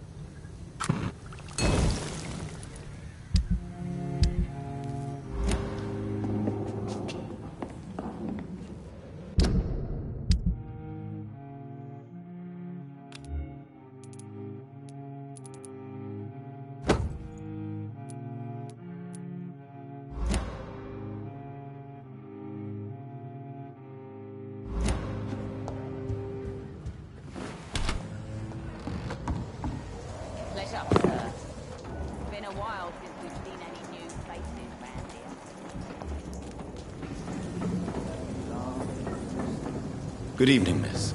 I am Dr. Reed. May I ask you a few questions? Who are you? What do you want? As I just told you, I'm a doctor.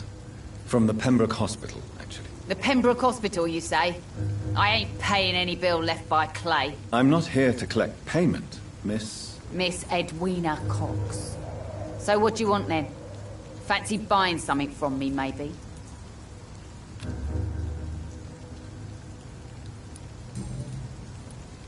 What can you tell me about your work? I'm a businesswoman. I buy and sell things, and I send my wet boot boys after anyone who don't play nice with me. Gang member and shopkeeper. Can't be easy running double shifts. If you're interested, I may find use of a doctor who can freely walk across the city, you know. I'm not interested in a career in the criminal underworld, Miss Cox. Fair enough. Stay away from us then, if you don't want to get hurt or worse. Since my return from the war, I don't feel that concerned by threats, knives, or even bullets, if you must know. That's exactly what that stupid trade unionist claimed after he attacked one of us. Booth and I reminded him a bullet beats words every time. You're quite blunt, aren't you? I like people who know what they want and say what they think. This is a time of great opportunity for those ready to embrace their destiny. What can you tell me about this part of town? You can't trust anyone around here. As soon as you lower your guard, you can be sure some arsehole will take advantage of you. Really? Don't you think that's a little bit excessive? Bastards, all of them. This region only responds to violence and threats. You sound like you're thinking of somebody in particular. Take the gravediggers of Southwark. They must pay me every week, but it looks like they forgot who gave them permission to steal from the dead. Looting corpses in a mass grave. That is a new low. Whatever. Hey, since you're a doctor and all, maybe you can access that forbidden area and remind those bastards what they owe.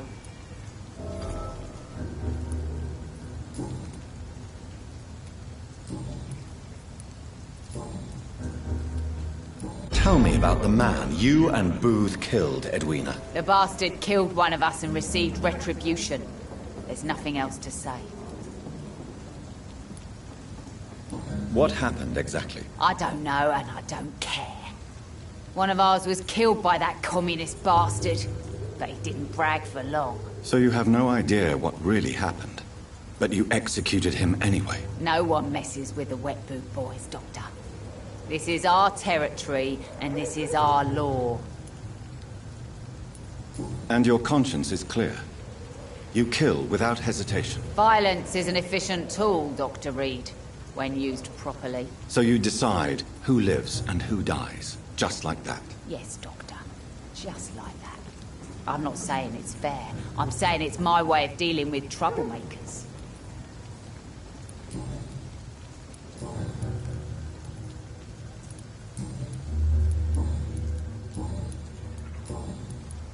Can I see what you have to sell? As long as you have money, I'll show you all I have.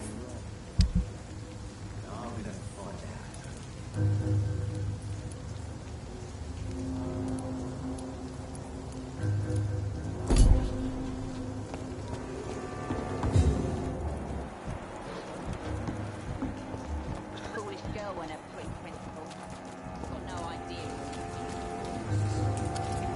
Good evening, sir. Whatever. Don't you recognize me? We met a few nights ago. Don't take it personally. I spent a lot of energy forgetting what I did the night before. Yes, you had definitely drunk too much then as well. I'm Dr. Jonathan Reed. I'm Dyson Delaney. I'll try to remember you. This time.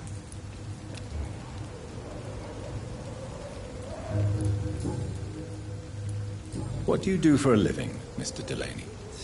I drink. I drink in the morning and at noon. I drink at night. And then I drink some more. Why do you drink so much? Maybe it's because I prefer dying slowly. Death can be so abrupt. Personally, I like to see mine coming at my own pace. You sound very sad, sir.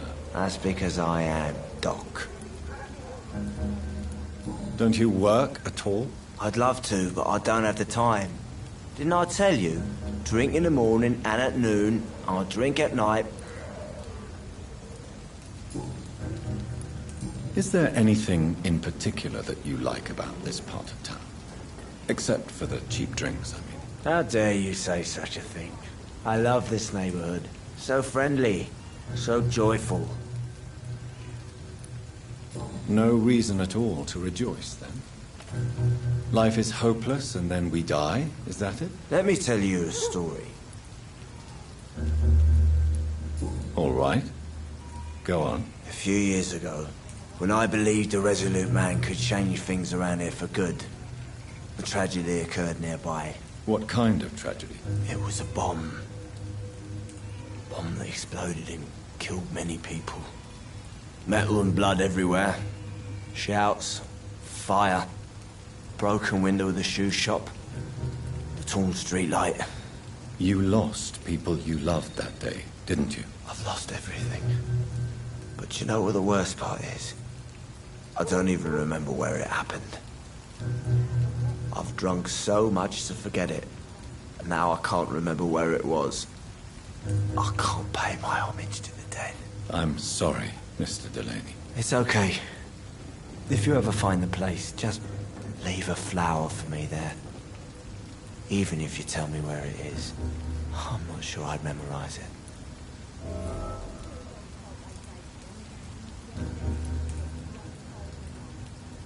Is there anything in particular that you like about this part of town?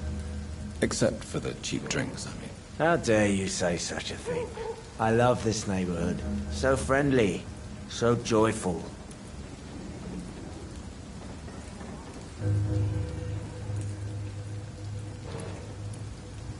Why are you so cynical? Cynicism is the polite way to express despair, Doctor. No reason at all to rejoice, then? Life is hopeless and then we die, is that it? Let me tell you a story. Another time, perhaps. I'm not sure I want to hear another sad story.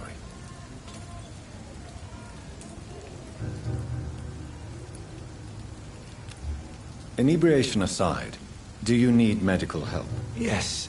I feel sicker than usual these days. Take this, then. And perhaps you could try to slow down the alcohol intake, too. Hey, Doc, you don't really want me to stop the only remedy I can afford. Goodbye, Mr. Delaney.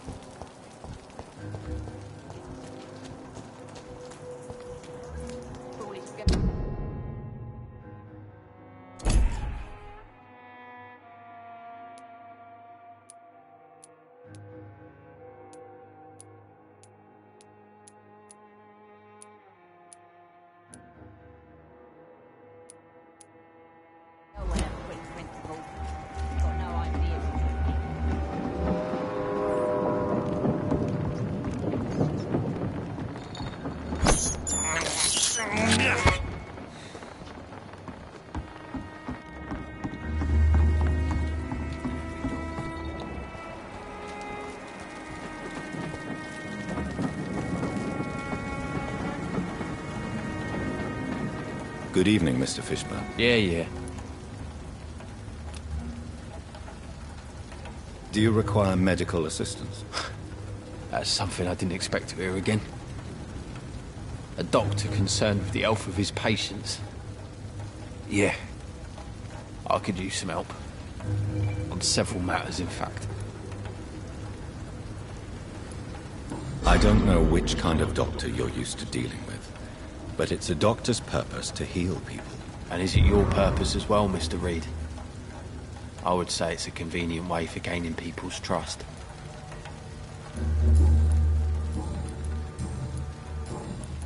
Goodbye, Mr. Fishburne.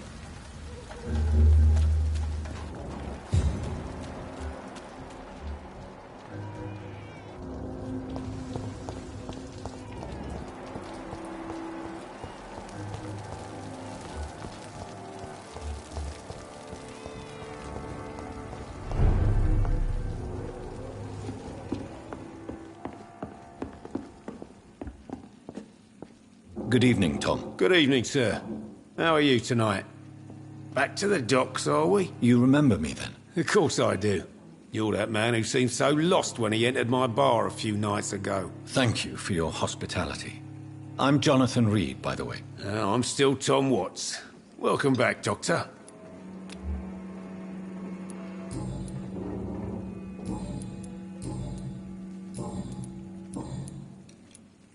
What can you tell me about this part of town? It's not that bad.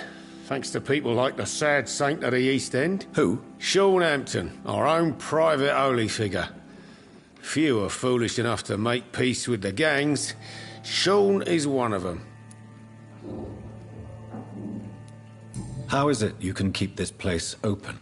This part of town doesn't seem particularly safe. Well, since everybody needs a drink, my pub is considered neutral ground by most groups. I see. So you get pressure from all sides about how this place should be run, do you? Well, something like that. Nothing that a few wise words and a bottle of gin can't solve. Since I'm here, is there anything I can do? Well, perhaps, Doctor. Peace partly depends on my stock of gin. With the epidemic, my supplies are running low. How could a physician help you in this matter? I have a small warehouse just past the quarantine line. Perhaps, with you being a doctor, you could go there and come back? Doctors aren't immune to disease, you know. Very well. Show me where it is. I'll see what I can do. Oh, thank you, sir. Here's the key to get in. You're about to save many dry throats. You're something of a figurehead around here. I'm only pouring alcohol for everyone to forget their troubles. Sean Hampton is the one giving them long-term hope.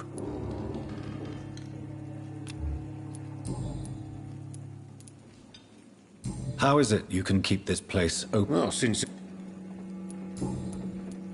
What can you... That's not... Who?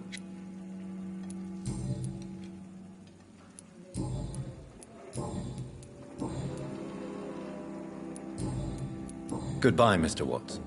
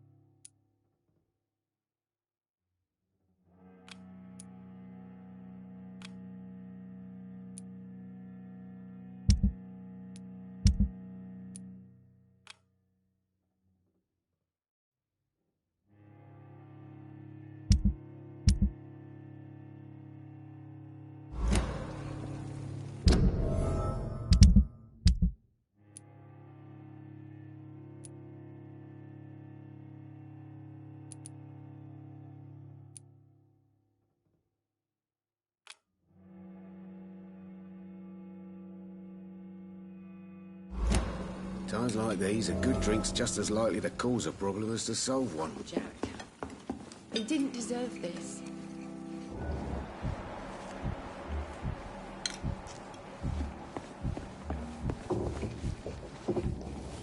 I should have Evening, offered a Liz. drink. Well, I never. That's a first. Customers who make that much mess rarely come back. Never mind in fancy togs. I'm much more myself than when we first met. By the way, I'm Jonathan, Dr. Jonathan Reed. Welcome back to the Turquoise Turtle then, Doctor. I'm Sabrina Cavendish. How can I help you? What can you tell me about this area? People don't appreciate that line of questioning round here. You best be more careful with what you say, sir. You look concerned, Miss Cavendish. This is a bad borough. Most people I know are afraid. Most locals will rob you blind, or worse. You best mind your step.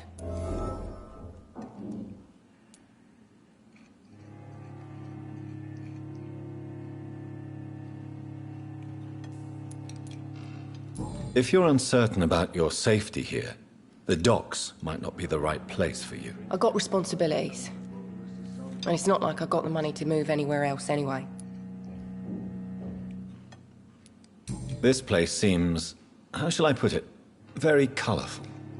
I'm sure it has plenty of stories to tell. We get people of all sorts here. It's that rare place in the docks where you can have a drink without being murdered. At least it's not happened yet. So this bar is neutral territory, then? Yeah. Tom's convinced this is something the locals need. No one ever draws a weapon here.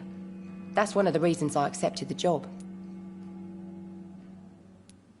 Your boss must be quite the negotiator to force such an agreement. Yeah. Tom's a great bloke. Mr. Hampton, who runs the night asylum, he's the only other man that's able to keep peace around here.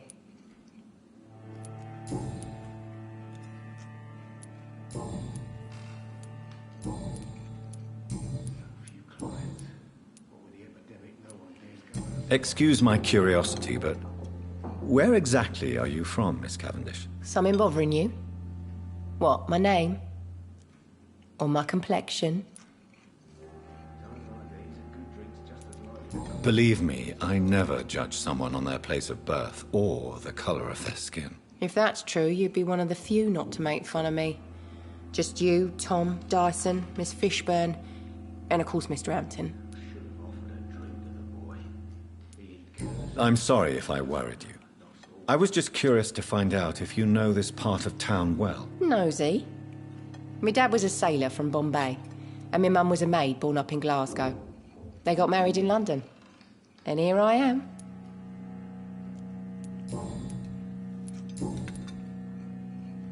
Goodbye, Miss Cavendish. Over the epidemic, no one dares go outside.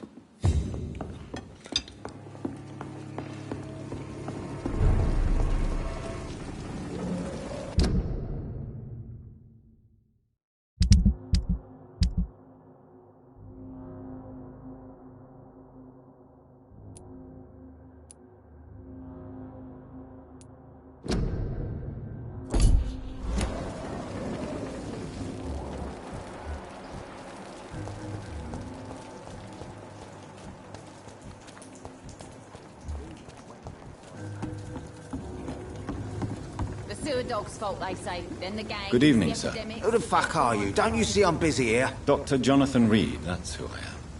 And who are you? Ah, some fancy gentleman we've got here. Clear off. We don't want strangers on our streets. So you won't tell me your name, then? The name is Booth Digby. Maybe I'll ask my boys to break one or two of your bones, just so you remember it. Are you some kind of vigilante patrolling these streets at night? Something like that, but the police aren't in charge here. We are, see? So you're a concerned criminal, is that it? Using funny jokes about me and my boys, are you? Fuck. You must have some balls. I saw many men like you during the war, Mr. Digby. Greedy little cockroaches who feed on despair. I could kill you for saying that. But, nah. You've been a soldier. I can respect that. So, tell me about your gang, then. What? Have you got a death wish? You really want me to answer that? Well, yes. You seem so proud of your status. Why not tell me who you're working for? Oi! I'm the boss, all right? The Wet Boot Boys work for me. All of them. Situation round here is better than other districts because of us. Because of me.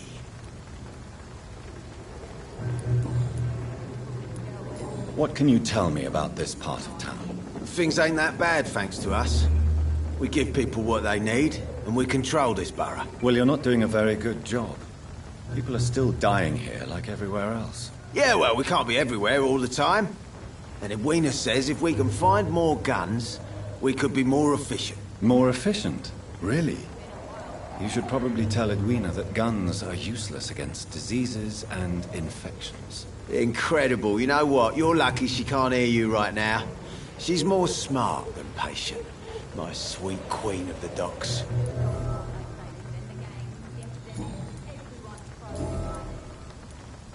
Tell me about the man you killed, Booth. What happened? One of us had been killed, so we had to retaliate. That's the whole story. There has to be more to it than that. No, really, one of us got killed, so the killer had to die. That's how things have always been done round here. No one gives a shit.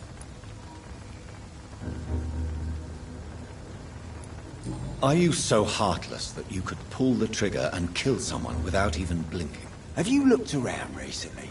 Do you really think one more body will make a difference?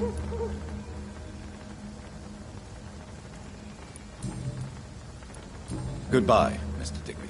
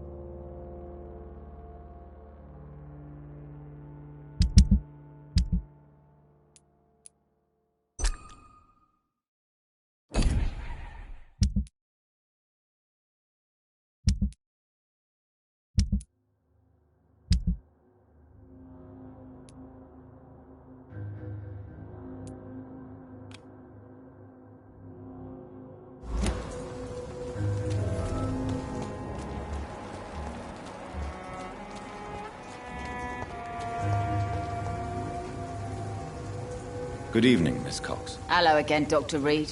What do you want? Can I offer you my medical help, Miss Cox? Giving out for free? You'd make a poor businessman, Dr. Reed. Perhaps I would. Please, take this. You will feel better. Thank you. But don't expect me to owe you anything. Goodbye, Miss Cox.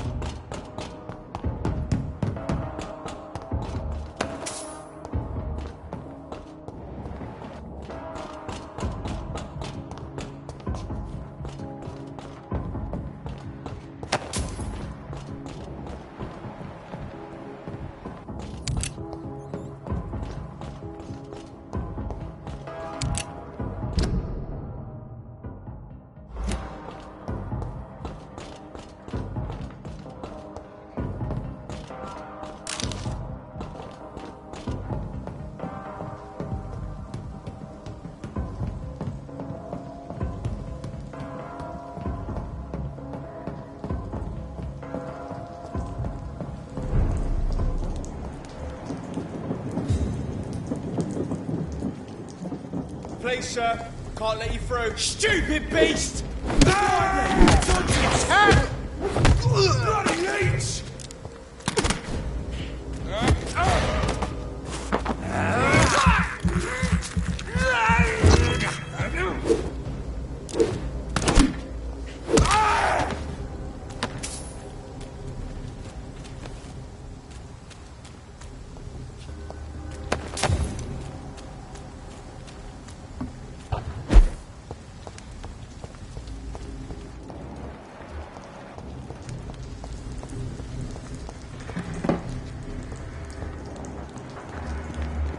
Over there! There's one of them!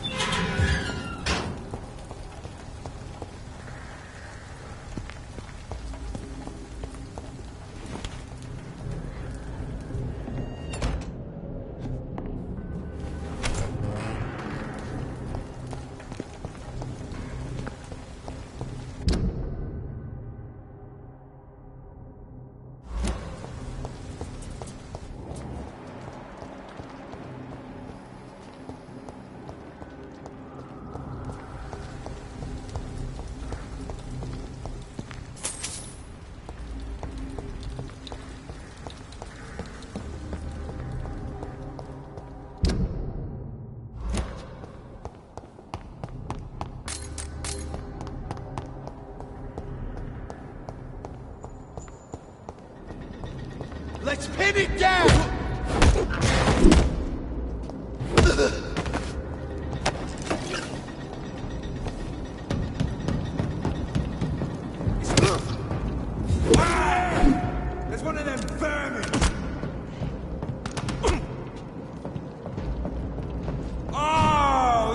smart!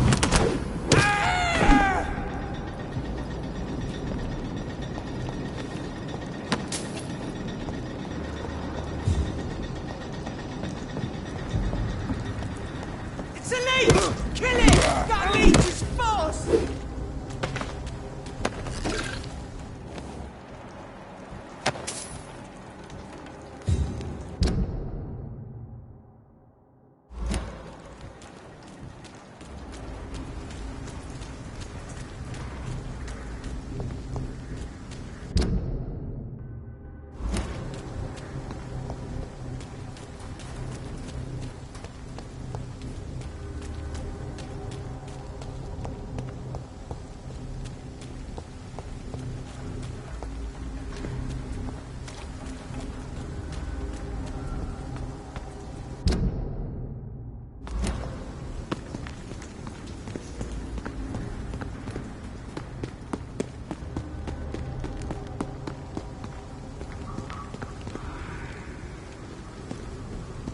This place. Rain may have washed away the blood, but not the memory. My poor Mary.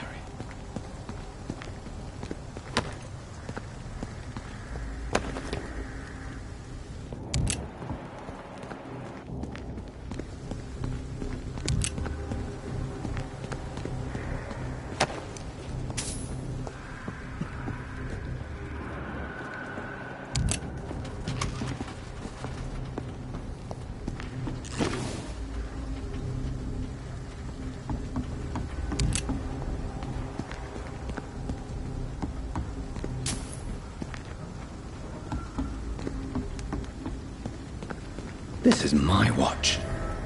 Damn grave robbers.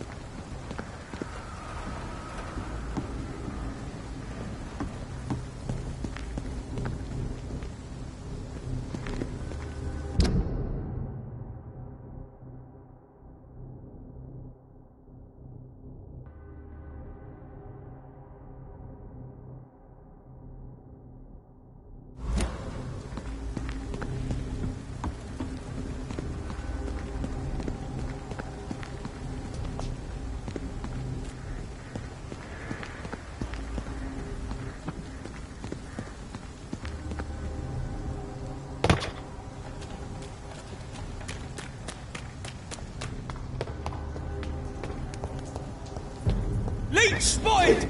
Watch her! Die, vermin!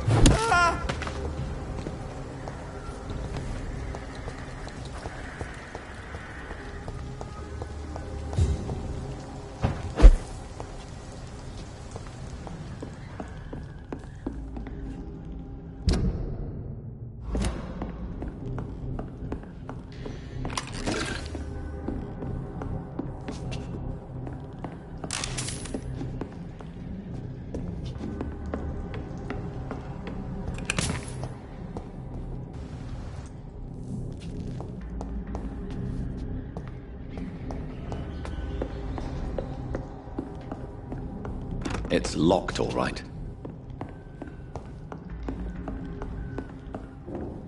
It's locked, all right.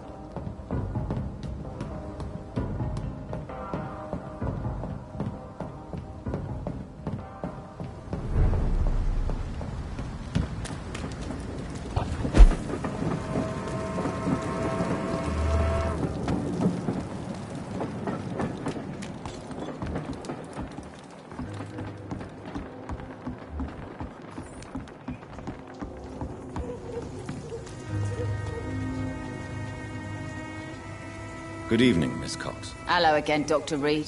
What do you want? I managed to reach the mass grave in Southwark. It was not pleasant. Spare me the details, Dr. Reed. All I want to know is what happened to those bastards who owed me money.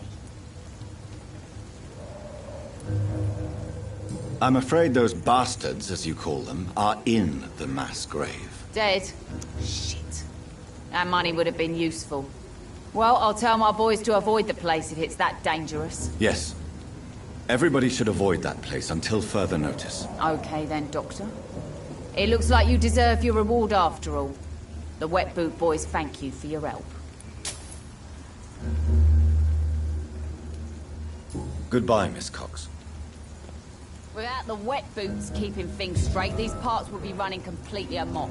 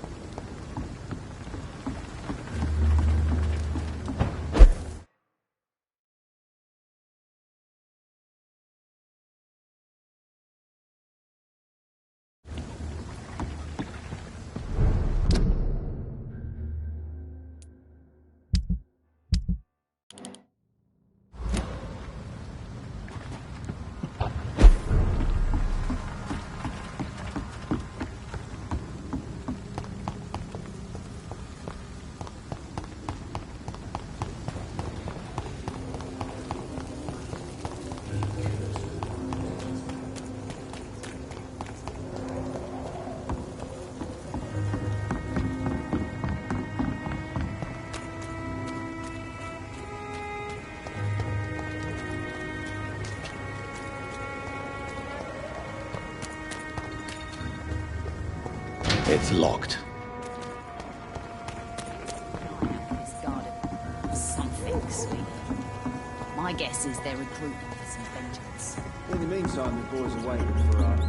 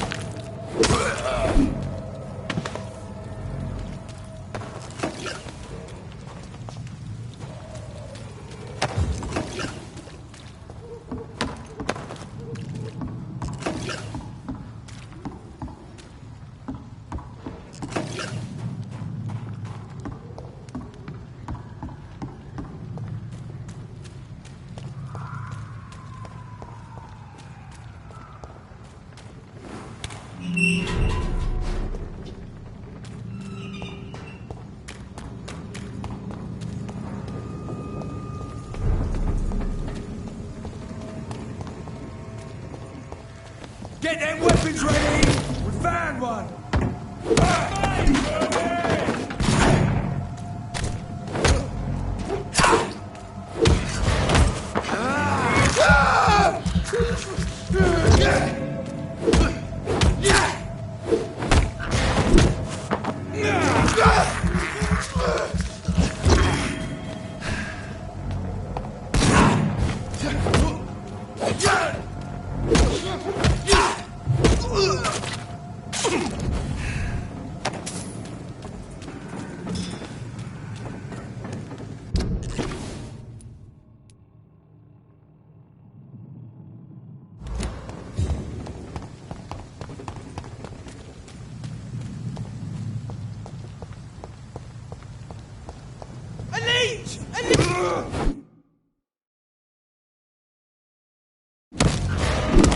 Leech spotted!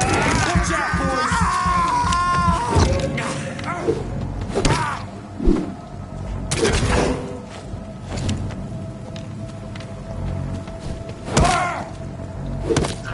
Oh, Christ!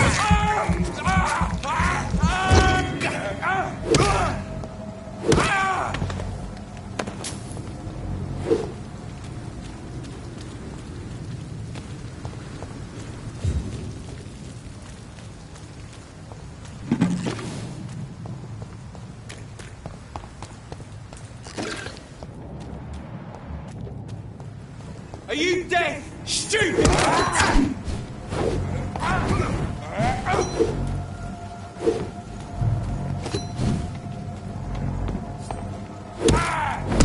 Watch out for them teeth!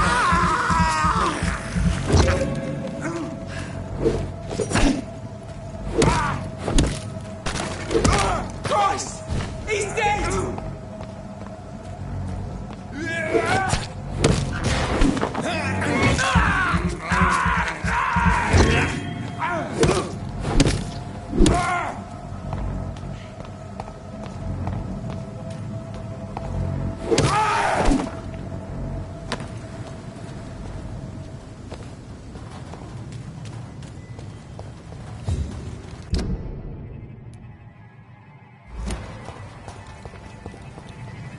Look at it! Mission's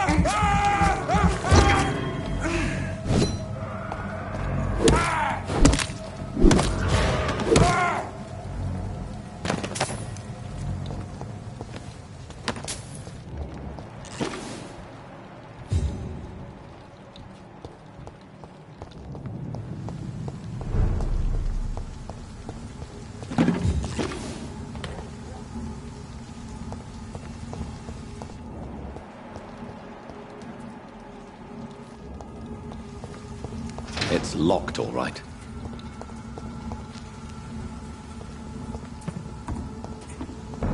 Die, man!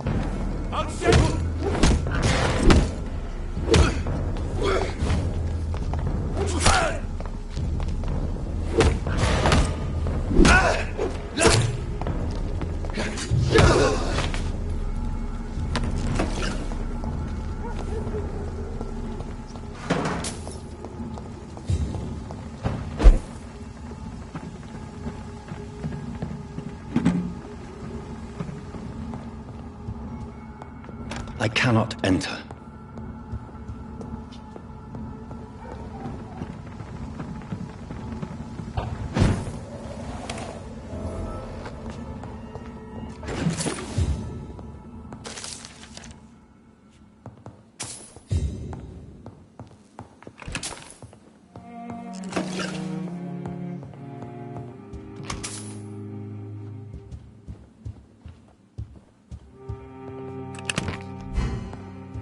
It's locked.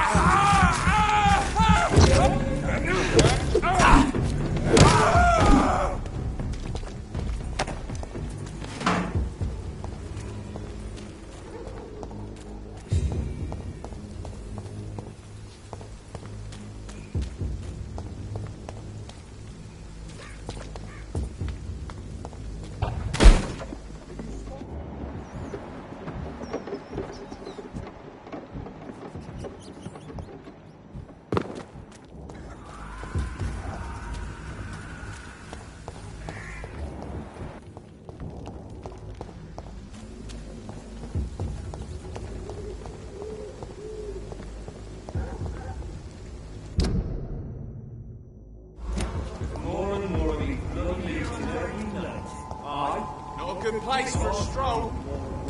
I'll kill you!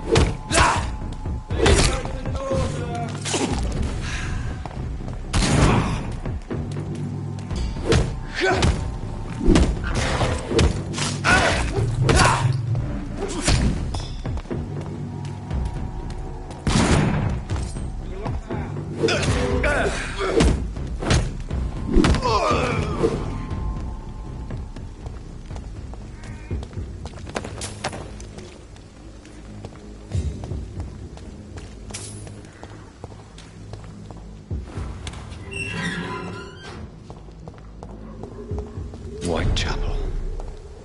This neighborhood is linked somehow to the kind Lady Ashbury's blackmail. First, let's find this Petrescu fellow.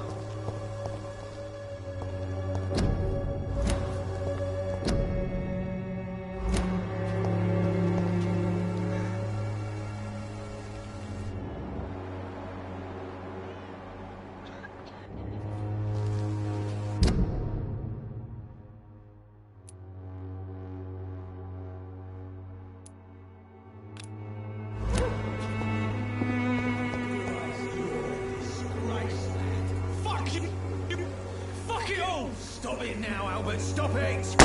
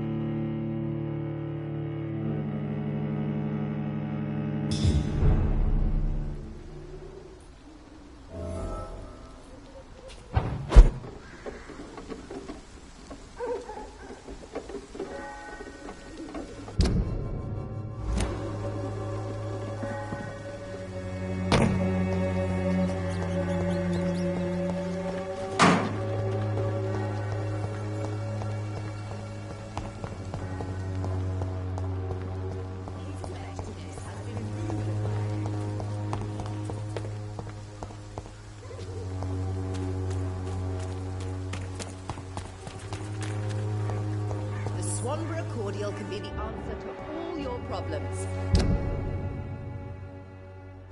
As long as you have the money.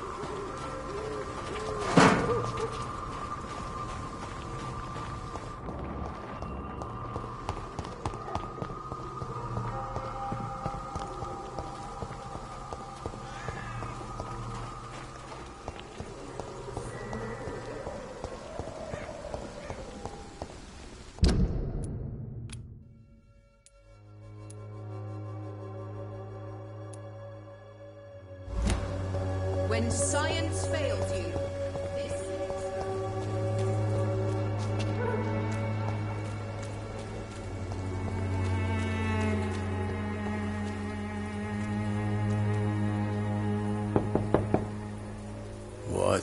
What do you want? Leave me alone. Good evening, sir. I'm Dr. Reed. I'm looking for Nurse Dorothy Crane. There is no Dorothy Crane here. Now goodbye. I'm afraid this medical leaflet says the opposite, sir. Really? Well, I'm afraid I'm going to close this door right now. Go bother someone else, Mr. Doctor. To enter that house, I must discover who this man really is. Maybe I could start by observing what he's up to.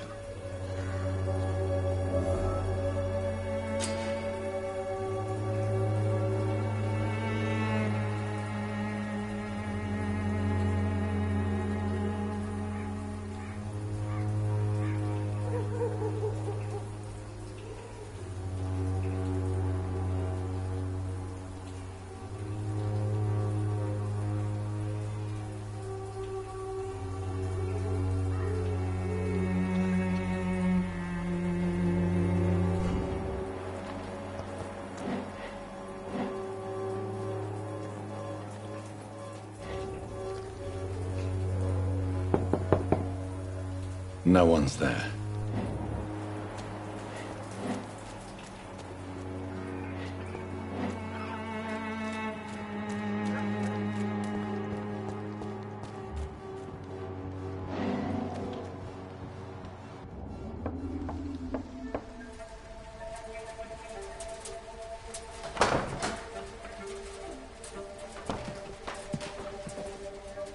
A strange man was at the door with a pass for our medical facility. I refused him entry.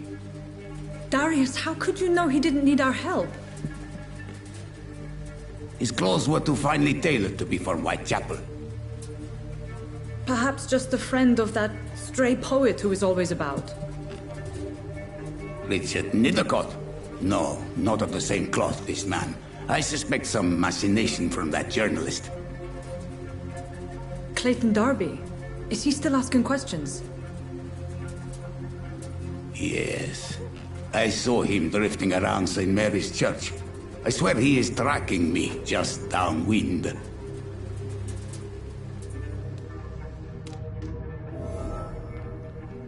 It's locked all. I must talk to that journalist or the poet. They must know about Darius. Nearby the church they just mentioned.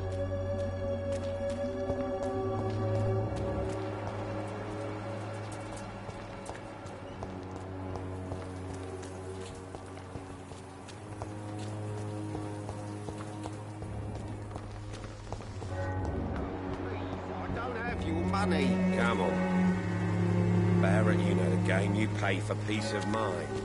Can't you just look the other way this week, Joe? Come on, we can sort it out, right? It's not my call, Barrett. You pay one way or another. Please, Joe. How long have we known each other? We've... Excuse me, sir. I have a few questions for you. Another journalist? I didn't answer the first one, so piss off! I'm not a journalist. I'm a doctor. A doctor, you say? It's quite a rare breed in this part of town. Really? But still, here I am. Dr. Jonathan Reed, at your service. I'm Joe Peterson to some, but Colossus Joe to most. And I don't remember asking for your service, sir.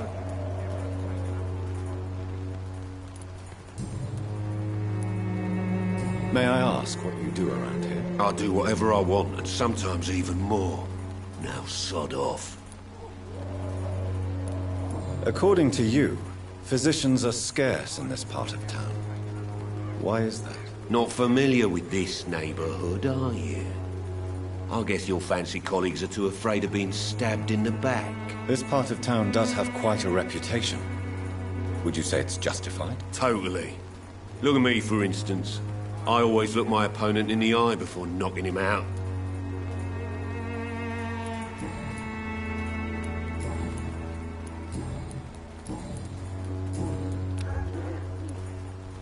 Have you heard of a nurse named Dorothy Crane? She's a colleague of mine, and is supposed to live around here. Dorothy Crane? Yeah, I know her. One of the few good souls who dare to help the sick around here. Could you please tell me more about her? She's a nice girl. Tries to help the migrants. I offered to give her a hand, but she said my reputation would attract too much attention. Goodbye, Mr. Peterson.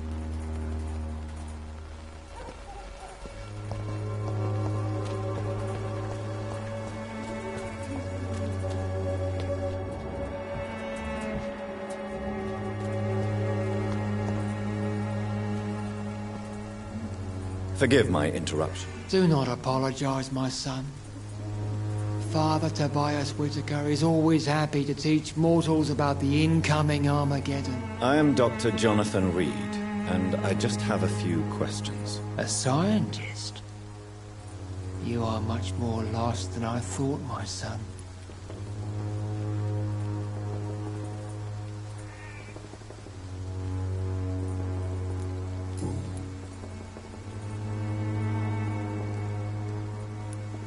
What do you mean when you say that I am more lost than you thought? All scientists are entangled in a world of causes and consequences.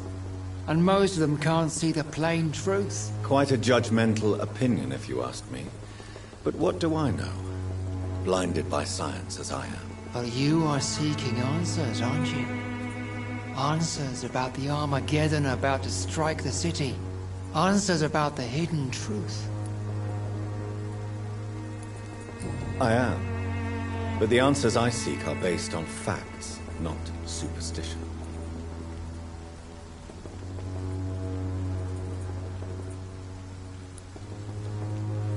What do you mean when you say that I am more lost than you thought? All scientists are entangled in a world of causes and consequences. And most of them can't see the plain truth. Quite a judgmental opinion, if you ask me. But what do I know? Blinded by science as I am. But you are seeking answers, aren't you? Answers about the Armageddon about to strike the city. Answers about the hidden truth.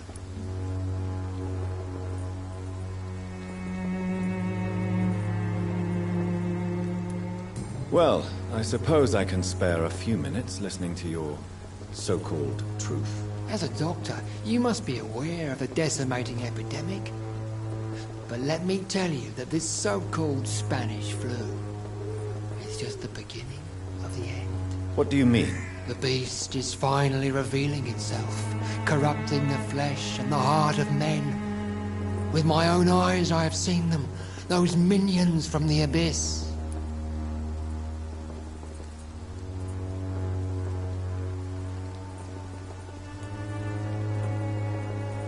I have heard enough. Goodbye.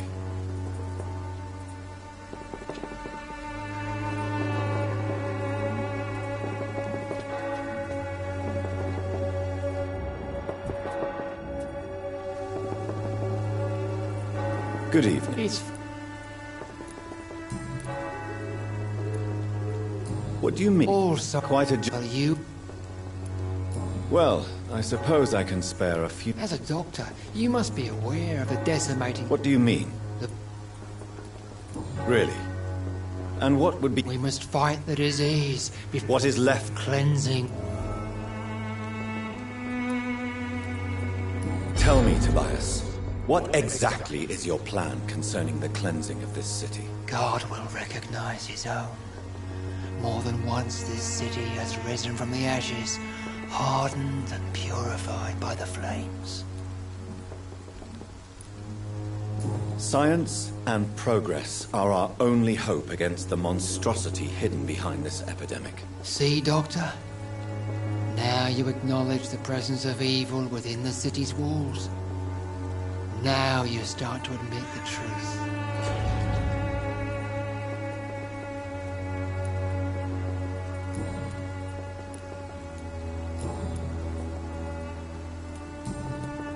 I have heard enough for tonight.